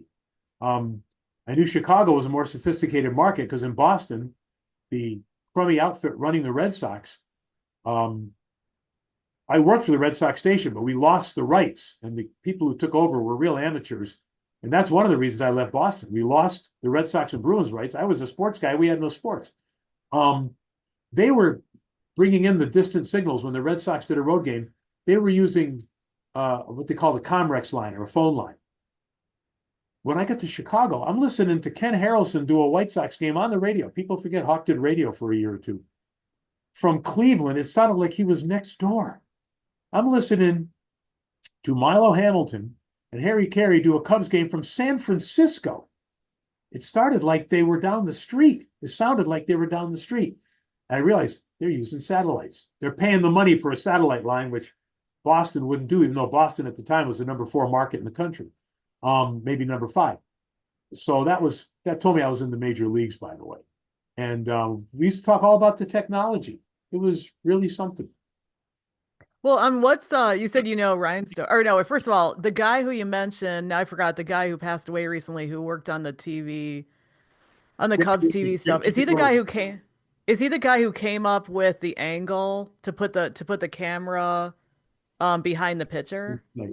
I don't think it was him. I think it was Arnie Harris, the producer director. I don't know. I don't think it was Jack Rosen. You know what? I wish I could call Bob Vorwald right now because he would know. It might have been Rosie. I don't believe so. Some say it was Brickhouse. I do know it was a Brickhouse broadcast. It was at Phillips Stadium. They used to broadcast Little League games. And I don't know if they hadn't worked at Phillips before or it was the first time they were using color TV because the color cameras are much bigger than the black and white cameras than they were back in the day. Now, some of the TV cameras are about that big. Back then, I have a picture. See if I can find it. Oh man, where did I put it? It's in my garage. I have a picture of Jack Brickhouse. You can get online and find it. Jack Brickhouse, Ernie Banks, and Nellie Fox. You get on Google Images and put those 3 names in there, and you'll see they're posing with a color camera because it was the first year WGN was going to be broadcasting Cubs and White Sox games. People forget they used to do both teams before 1989 when they started doing both teams again. And before the early 80s when Bill Veeck had the White Sox on Channel 9 for a couple of years. Channel 9 up until 1968 did both teams, mostly home games only. And there's a picture of Ernie Banks, Nellie Fox, and Brickhouse, who was the play-by-play guy for both, along with Vince Lloyd, with this humongous color camera, which was as wide as about 1.5 of those doors. And I think the issue at Phillips Stadium was the black and white cameras were smaller, but the color camera needed so much room. They wanted it behind the plate where they had been. Oh, that's what it is. They didn't invent the behind the plate cam. They invented the center field cam. Center field, okay. That's what it was. They couldn't fit the color camera behind home plate. It wasn't deep enough at Phillips. Anybody who's ever been to Phillips Stadium at Devon and Kedzie, I think, would see how it's a tiny place. And the Cubs, by the way, paid a lot of money to restore Phillips, and it's been very cool, the stadium. So they said, well, how are we going to show, the pitcher batter shot? They did it from center field. That was the first use of the center field camera. And I don't know if it was Brickhouse, Jack Rosenberg, or Arnie Harris, the producer director. I don't know who came up with it. I've heard all 3 credited. I'm not sure. Okay, so we've been talking for a long time, but you did mention very early on that you think the score is really good now. I do. Why do you think it's so good? Why do you think it's so good? Well, because they know how to take care of the brand. It's not as wild and as wild and irreverent as it used to be. And I think a lot of the stuff you can't get away with now, I miss some of that. And I didn't practice that stuff, but I think everybody's got a little bit of a stick up their butt these days. Everybody's a little too careful in management. That said, it's as entertaining and interesting as it ever has been. And they've somehow, and I think Mitch Rosen, the program director, gets a lot of credit for this. Now, again, full disclosure, I do business with the Score and I do business with Odyssey. But I've been saying, Mitch will tell you this, I've been saying this before I resumed a business relationship with them. And Mully will tell you this, Hanley, who's not there any longer, but Hanley, Haw, they'll all tell you I've said this, how great they are. The station is great. And as I say, I'll say it again, morning show, best ever. But that's But what makes a morning show? What makes a well, first of all, yeah, I remember interviewing him for my podcast a long time ago. He's a total radio guy. yeah. But what makes the morning show so great? Um, they have two fully engaged hosts. I had a co-host who didn't really want to be there, didn't think he was making enough money. He didn't work very hard. I couldn't get him. I wanted him. I remember this. I wanted him to watch CNN Sports the night before, and if anything interesting was said there, let the producers know and they'll get the tape. Mike North did that all the time. Mike was a hardworking guy. He watched everything. Mike North came into work with 3 pages of legal pad pages of notes. The guy worked like a dog, and his show reflected that. I was at Channel 5. I'll admit something now that I've never admitted. I didn't give the score 100%. I gave it about 93%. That's pretty good, but it's not 100. I didn't give Channel 5 100%. I gave it about 93%, which is good, but it's not 100. So you got two guys who are fully engaged. I was 93 to 95, maybe 100% engaged if I wasn't doing TV that day. My partner, as I say, didn't want to be there. You have two guys with Mully and Hanley who wanted to be there. You have two guys with Mully and Haw who want to be there. You have management, that's Mitch Rosen, giving them adequate resources. They have 2 full-time producers and 1 part-time. I had 1 full-time and 1 part-time. It makes a difference. It does. I think they have much better support from management than the shows on the Score in the old days ever got. And I'm going to criticize management in that regard. They didn't want to spend money. They didn't spend money. The Score doesn't spend the money it used to spend. Odyssey is really careful with its coin before and after coming out of bankruptcy, but they spend the money they have to spend. They've managed to keep it together. They've managed to retain talent. Danny Parkins left because he had a great opportunity in network television. He wouldn't have left otherwise. They know how to keep their people. And I think Mitch is such a radio guy. I think he's overcome some bad management above him. Okay, not now. They got a guy named Kevin Cassidy there. Again, full disclosure. I like dealing with Kevin, but he knows, he understands. And he's a guy who didn't even come up steeped in the history of these stations. Listen to WXRT. My wife listens to WXRT, co-owned by the same company, of course, all the time. I hear as much XRT as I do of the Score. There aren't too many stations that have all these live announcers, music stations with all these live announcers that XRT does. Not too many. So they know how to do it. They let the Chicago management run it in the right way. And I thought that after Seth Mason and Danny Lee sold the Score, I'm not gonna pull this punch. Harvey Wells had not been running the Score. He didn't even run XRT. That was Norm Weiner. Norm Weiner controlled the on-air content. Michael Damsky handled sales. Harvey was a very good sales guy and a good marketing guy. He knew that stuff. But once you have to program a station, 4 or 5 morning shows in 9 years, come on.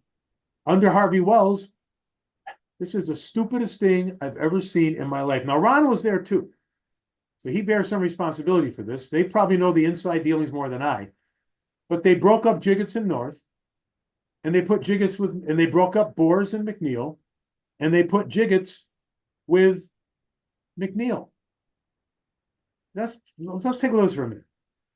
All right, they got rid of me, replaced me with the Bull and the Bear. That ended up not succeeding.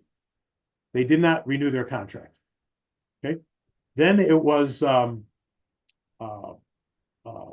Terry Boers. Bear with me here. It was break up. That's it. Break up Jiggets and North. Have Mike North go solo. That's move number 3. Have Jiggets go with McNeil. That's move number 4. Have Boers go with Bernstein. That's move number 5. And move the time slots for all those people, except McNeil, who stayed in the afternoon with a new host, co-host Jiggets, and not moving north. He stayed in middays, solo. All of those moves failed, except Boers and Bernstein. They became a very successful pairing, and they did a fabulous job. They were together. I can't even remember, 25 years. Insane. Wonderful. God bless whoever thought to put them together. Harvey and Ron, I've heard it almost happened by accident, doesn't matter. They were the executives. They did it. That was a brilliant move. The other four moves, awful, a joke, So why terrible. they do it? Why'd they do it? Because they didn't know what they were doing. And Harvey didn't know how to program an AM radio station. They put Rick Tellender in with Doug Buffone and Jonathan Hood. And they de-emphasized Jonathan Hood, the most creative guy of those three. Doug did a wonderful job, God rest his soul, for what he did. When he later evolved into a 3 times a week guy and a post-game guy, maybe fill in for a week or two, Doug hit the ball out of the ballpark. But that show, and then he had another show, I think, called The Wise Guys with North. That was very short-lived. North's wife was Doug's agent for a while. I forget a lot of this, but all of these shows I'm mentioning, they all failed. Every one of them. They failed, or they'd still be on the air. Wasn't a That's matter. what I don't get about radio, because sometimes there's something that really works and then they tinker with it. But then when you look at Hollywood and those kinds of, well, not current Hollywood, I'm talking about Hollywood back in the day. Right. If they thought something was successful, they'd stay with it. They wouldn't mess with it. Well, I don't know why. I think that Harvey didn't know what he was doing. And I don't know why Ron went along with some of this stuff. I don't know. Look, they're not always wrong. Maybe they thought they could do better in the morning. Maybe they thought they could do better with North Solo. I don't know, but but what we do know is, other than the Boers Bernstein pairing, which was great, all the rest of them were failures. That's just a fact. The history doesn't lie. So you ask me, why are they doing better now? Management. I'll say that word again, management. And let me say it one more time, management. They had a guy named Paul Agassi running the Score for a while. Good guy, didn't know what he was doing. They had Drew Hayes in there running the Score for a while. Look at all the moves these fellows made. The history is there. Either they succeeded or they didn't. Let's take a look at what Mitch Rosen has done. I rest my case. Yeah. The station has been really successful. And he retooled the North show, and it was improving. I don't think Mike left. By the way, I said his show, no, this was a failure, that was a failure. I think Mike left because of money. I don't think he left, but this is dangerous because I'm meddling in somebody else's business, and I don't have all the Well, I knowledge. did interview him already, so he did. I mean, I don't remember exactly what he said, but he spoke Oh, for himself. well, I'm going to apologize for one thing. North show, as him doing solo in the form it was not succeeding. Mitch Rosen came in, and I remember distinctly somebody very high ranking at the Score who knew what was happening told me, Mitch has Mike talking more sports. I think somebody convinced Mike that he could be another Steve Dahl. Oh, And okay. I remember that. Mike was really good at what he did. Mike was better at certain things, than I was. I want to make that clear. I think I was better at some things than he was, but Mike was really, really good at what he did and what he specialized in. I think when he got away from that, it was not good. Mitch came in, they kind of retooled the show, and I think he'd still be there. Well, who knows what history would have done, but I think they were pleased with the show. They weren't pleased when Mitch took over. They became pleased. And again, I'm not speaking for Mitch. Mitch never said anything to me about any of this. This comes from another high-ranking person who had impeccable knowledge at the time. And I think Mike would have stayed. They liked the show. It was succeeding, but he left. It was over money. He had a quote in, maybe it's the Sun Times. The station group chief at the time was Rod Zimmerman. And Mike said, I didn't work for Rod Zimmerman. Rod Zimmerman worked for me. Not a good situation. It's a bad relationship. It was over money. Mike left. He did fine after that. God bless him. But, he Okay. found a way to make a buck, and he always did. And he was still hardworking and still talented, but it wasn't at an all sports station in Chicago. And I think the Score's management, and I'll tell you another thing, they've kept it together despite some people who didn't know what they were doing. Not the people running it now, but Mitch had some people above him who didn't know what they were doing. There were some changes in shows there that never should have happened. Never. They were dictated from above. Somehow the Score survived that. Just as Danny Parkins left because he had a great TV opportunity. They didn't want him to leave. They loved him. They survived that. The afternoon show, is fantastic, and they're doing great. Lawrence Holmes, pairing with Spiegel, those guys are hitting the ball out of the park. Full disclosure, I do business with Matt Spiegel, but I would say it otherwise. Numbers don't lie. I know the station is very pleased. I read the trade journals. I read everything. I read 5 or 6 trade journals a day. All these websites, Barrett Sports, Sports Business Journal, Radio Insider. I read all that stuff. And the score is flying high. And I think management now is better than it was in the 90s and in the early 2000s. Okay, now another thing is that's interesting to me about you talking is you're talking about, hanging out with all these people like Chicago A-list, but even if it's not necessarily top of Chicago, because I'm one of these people that I would love to have a social life where it's like I meet interesting people and I'm invited to people's places and stuff. So what's that like? Because I don't experience that. Oh, it's fantastic. It really is. You learn how to keep your place. Don't be presumptuous. Realize that, you're in their workspace if you're covering a game, or you're at their event if they've invited you to an event.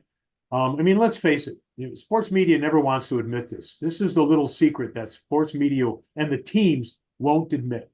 And this isn't a piece I wrote. There's a book coming out about the 2005 White Sox. Wait, hold on. Your Either connection side wants is to admit it. okay. Go ahead. Got it? Okay. I'm writing an article for a book about the 2005 White Sox, which is coming out in a few months. And I'm writing about media. And I do say this toward the end of the piece.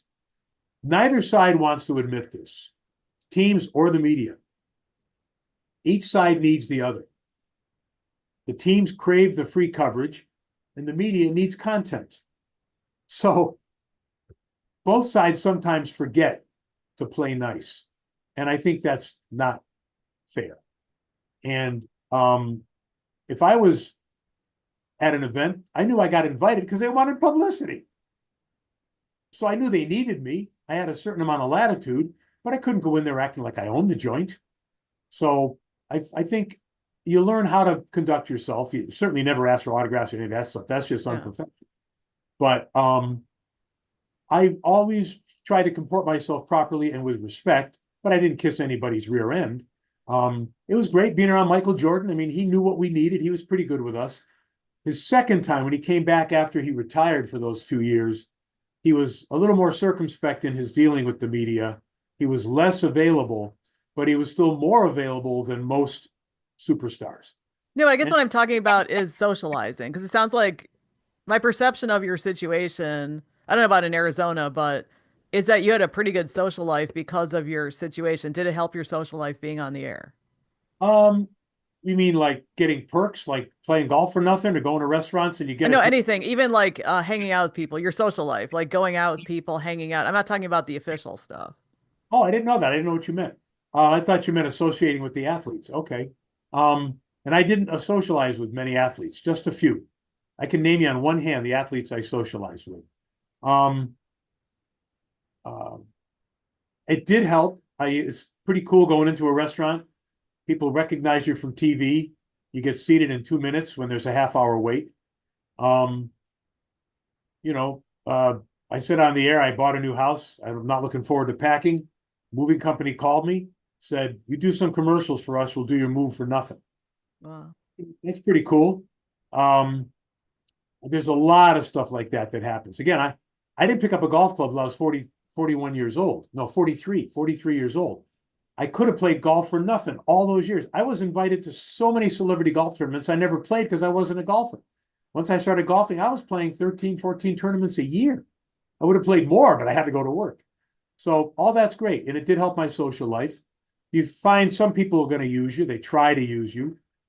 You want to use them as much as you need to, but don't let them use you. Make it a win-win. Some car dealer wants you to, drive his car. That's a business relationship. He wants you to come to his anniversary party. You go, you stay an hour, you shake some hands, you say something nice about him, which is true, and then you leave. You're not part of his family, but he wants you there. Okay. Am I going to invite him to my anniversary party? Maybe, but maybe not. So you kind of learn how to handle those things. I always thought Mike North did a spectacular job of marketing himself, getting commercials, taking care of his sponsors, knowing how to treat people. Um, we would do the Score Bowl-orama every year. Mike created that. Dan McNeil created the Fish Fest. We would have a big fishing tournament, and I would watch how they interacted with people. I was always nice to people, always nice to people. In a competitive situation, competing TV people or sports management wouldn't let us interview a guy. They tried to shut the locker room. I could be very difficult when I had to be. But as far as the fans, the listeners, viewers, without them, the Score's not in business. Channel 5's not in business. I urge everybody to get on the internet and watch Jeremy Roenick's Hockey Hall of Fame speech for that was he did in I think September. It's on YouTube. He hit the nail on the head. Without the fans, what do you got? And he talked about his experiences as a fan. I grew up in small market TV, Springfield, Massachusetts. We had 2 local stations and a station out of Hartford. I never made it to Hartford for visiting, but I would do charity softball. I would be a high school kid or a junior high school kid running around to these events, buying tickets to go watch the celebrities. And the local sports anchors were damn nice to me. And I never forgot that. When I was in junior high, a local radio sportscaster in Springfield, Massachusetts, on good old AM 1270, Kevin Kelly had my brother and I, were 12 years old, brought us in, let us watch him do a show, showed us the newsroom, gave us some wire copy off the AP wire. I never forgot that. So I always try to be nice to people. I think all the Score people were nice to people. And the Channel 5 people I saw interact with the public, they were nice. I think Ron Majors really set a standard for how to be a public figure. Sapelsa, Renee Ferguson, very thoughtful, decent woman. I saw how she behaved in the community, and she set some examples for me too. Introduced me to a lot of people in the Black community, and that helped me get to know Chicago a little bit better. Sometimes you're a little insulated. I lived on the North Shore. I lived in Rogers Park, Sheridan Road, Rogers Park, Evanston, and Glenview. That's all North Shore. But when I got on the Score has done a great job of developing Black talent and having a Black listenership. And I used to go hang out at a barber shop in Hyde Park called Hyde Park Hair. A guy named Abdul was the head barber. He had all his barbers in there. And I used to hang out there. I used to like those guys. I used to hang out at Arena Hair in Evanston, run by a couple of Italian guys. So not Arena, it was called, no, wait a minute. That was Glenview. I'm so sorry. Avenue Hair in Evanston, run by a guy named John Marisi. And, you know, that was to me was a social life. You're out in public, you got to be nice to people and interact and talk to them. The only time I didn't like is we were late for church once, and I was really mad at the kids. And I'm sitting in the pew and I'm gritting my teeth. Damn it, I hate being late for church. And I'm just in a lousy mood all during mass. And we got the kiss of peace, you know, you turn around to shake hands. Guy turns around, hey, Tom Shaer. And I wanted to go, yes, that's right, with 2 kids who made me late. But I didn't. I said, yeah, how you doing? Nice to meet you. You know. So Well, I guess because you were talking about Reinsdorf, I'm like, wow. I mean, that's a major person to hang out with. yeah, I see him for lunch. As I say, it was 2 times a year with Jack Rosenberg. Now it's 3 times a year, and which I really like. He's a great unsung hero of Chicago sports. He'll never get the credit he deserves. There's no question the Bulls have fallen on the White Sox have fallen on hard times. It's an indisputable fact that the Bulls haven't been back to the finals, NBA finals in 26 years. Facts don't lie. People don't like that. I don't blame them. You know who else doesn't like that? Jerry Reinsdorf. Guy wants to win. And I just think he's misunderstood. And I will always respect him. I will always like him. I will always appreciate the cooperation he extended to me and that his teams extended to me. But I really feel that, you know, it's a tough line to straddle, to get along with people, but also cover them objectively. Maybe I wasn't so objective with Jerry Reinsdorf. I don't know. I think his record was pretty damn good until recently. I think Bill Veeck was a charlatan who conned people, and everybody loved Bill Veeck. Okay. Bill Veeck was going to move the White Sox to Denver. Nobody talks about that. Bill Veeck was taking payoffs on the side from the White Sox beer sponsor. Nobody talks about that. Um, you know, people do admit that Wrigley was not a good owner because he didn't know what the hell he was doing. But Dallas Green never got his credit. Andy McPhail never got his credit. Jim Hendry never got his credit. Without Dallas Green, Cubs really would have been in the dumper for another 5 or 10 years. But he wasn't a popular guy when he was here. Not at all. But I like those guys, those people. I didn't socialize with Henry and I had a mutual friend. I was at a couple of social events that this other guy ran. But I don't know. I think they did a good job. I'm proud of my friendship with Jerry Reinsdorf. I will never apologize for it. I thank him for the friendship. Okay, so now that we've been talking for 3 hours, anything else? Yeah, I thought there's one story I wanted to tell, and I thought you were going to ask me about it. I can't believe we've gone 3 hours, but I don't know if anybody's going to ever watch this. Two stories. Number one, I said I got my first job that I snuck into an area and sat in a seat, happened to be next to the Associated Press Sports Center. And that is a true story. I snuck into the press box at Fenway Park. And I snuck in 3 nights in a row. And I won't bore you with the details of how I did because I had no credential. What happened pretty easy. The guard left his post for 5 minutes, and I just happened to be there. And I had bought a ticket to the game. And it was a different press box setup now. It's like Fort Knox. Every ballpark is like Fort Knox, including Fenway. It's been remodeled. And I just went in. He wasn't at his post. So when I was leaving after the game, I was in the press box, man. I said, hey, see you tomorrow night. And I had a jacket and tie on. I looked like a reporter because I'd been working at the Boston Public Library putting books away. That was my college work study job as a freshman. So I'm leaving. Yeah, see you tomorrow night. So the next night I walk in. I go, hey, how you doing? He knew he recognized me from the night before. He says, hey, pretty good. So I go in. Now I meet a couple of writers. Peter Gammons, well-known writer. I'm walking out of the press box after the game talking to Peter Gammons like he's my long-lost pal. This guy sees that. So now he thinks, yeah, he's just a regular media guy. So I sneak in for a third night. And that's when I met the guy who hired me. That's cool. And Yeah, funny, I mean, well, I didn't ask you about it because I know you've told that story, and I just thought, maybe you'd bring it up. But yeah, that's cool that you told that story. That's amazing. it's all luck. I didn't like sports enough to want to work in it, but I loved baseball. And I went to every Red Sox game. I bought a ticket for every game.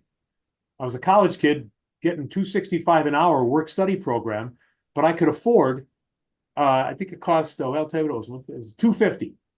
$1.50 for the bleachers, and you could pay $1 more and go stand in back of the grandstand. If you showed a bleacher ticket, paid an extra $1. So I would watch batting practice in the bleachers, pay another $1, come into the main grandstand, and usually sneak into a good seat eventually. But this time I started sneaking in the press box. So that's how I got the job. It was really a miracle. The other thing I wanted to mention was I was at the Bears camp in May of 1988. And my shooter named Chuck Quinzio, who wrote a book that Eckert's Press printed called, I think it was Behind the Camera. And he wrote about this episode. He changed my name from Tom Shaer to Tom Stanton. But he was my cameraman. We're on the field. It was Bears minicamp. And just shooting some footage. And he gets beeped. No portable cell phones back then. Fixed position cell phones in the news vehicle, but not on your person. The brick phone had not yet been invented. He goes down to return the page, goes down to the Bears press room, calls me and says, well, some nut fired a couple of shots at a school in Winnetka. I got to go down there. And they'll send you up another cameraman when they get one. All right. I said, well, when are we going to get one? He goes, oh, geez, it's going to be at least 2 hours. And I said, well, Winnetka's pretty close. That's why they told him to go there. I might as well go down with you. I can hold the microphone and help you out. He said, yeah, good idea. So we go down in his vehicle. But all of a sudden I see ambulances going north to Highland Park Hospital. What? These just weren't a couple of shots fired. Somebody got hit. Well, it turned out to be the Winnetka school shooting at the Hubbard Woods School. The shooter was a woman named Lori Dan. She shot, I believe, 3 kids. One of them almost died. She came within a minute of bleeding out, maybe. They saved her life at Evanston Hospital, a little girl. A little boy was wounded, but not as serious. But the third kid was Nicholas Corwin. And Nikki died. And I covered that story all day and all night. And I've never forgotten Nicholas Corwin. And years later, my kids were playing soccer. We were in Glenview. They were playing a game in Winnetka. And there was Nicholas Corwin Park. So I covered that story. I was Joe Sports. It was my third day on the job. Legend has it was my first day. It was not. It was my third day on the job. It was a Friday. I had been Wednesday, Thursday, Friday reporter, anchor sports on Saturday, Sunday. So I covered that story. I was the lead reporter. When I called in, they said, keep handling it. We'll send somebody to relieve you. They never did. I later was told that they thought I was doing such a good job. Why change? And we won an Emmy Award. The other reporters were Dick Kay, Rich Samuels, Art Norman. No, Art Norman didn't do local coverage. I was the only local coverage at the school. Art came up to the school and did reports for the other NBC stations around the country. That was his assignment. Hang on, Dick Kay, Phil Walters. I'm sorry, I can't remember the other reporters, and I apologize for that. But I do remember the anchors, of course, Ron Majors and Carol Marine. And I worked without a producer. I had no producer for the live continuous coverage. I did it all myself. I just happened to have a good day. That's the way I see it. And then they sent a very good producer up to help me, Debbie O'Malley. She came up for the 6 o'clock news. But I started live sometime in the afternoon and went right through the 5 o'clock news.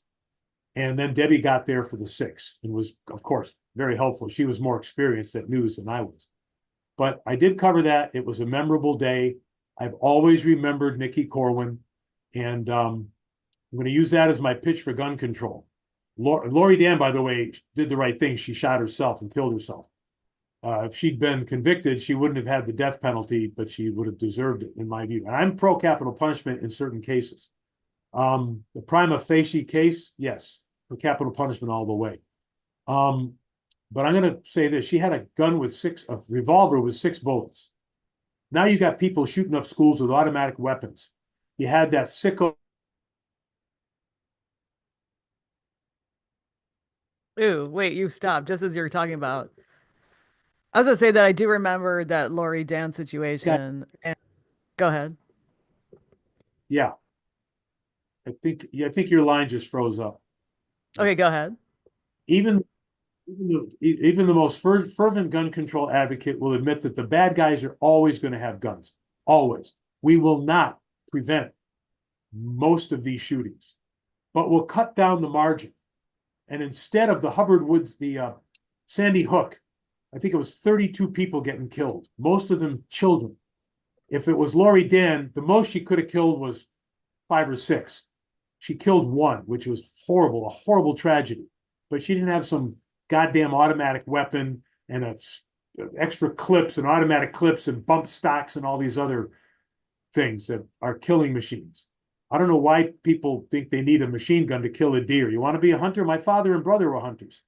They had different gauges of shotguns. Great, go hunt. Not a problem. But so I just want to cut down the margin.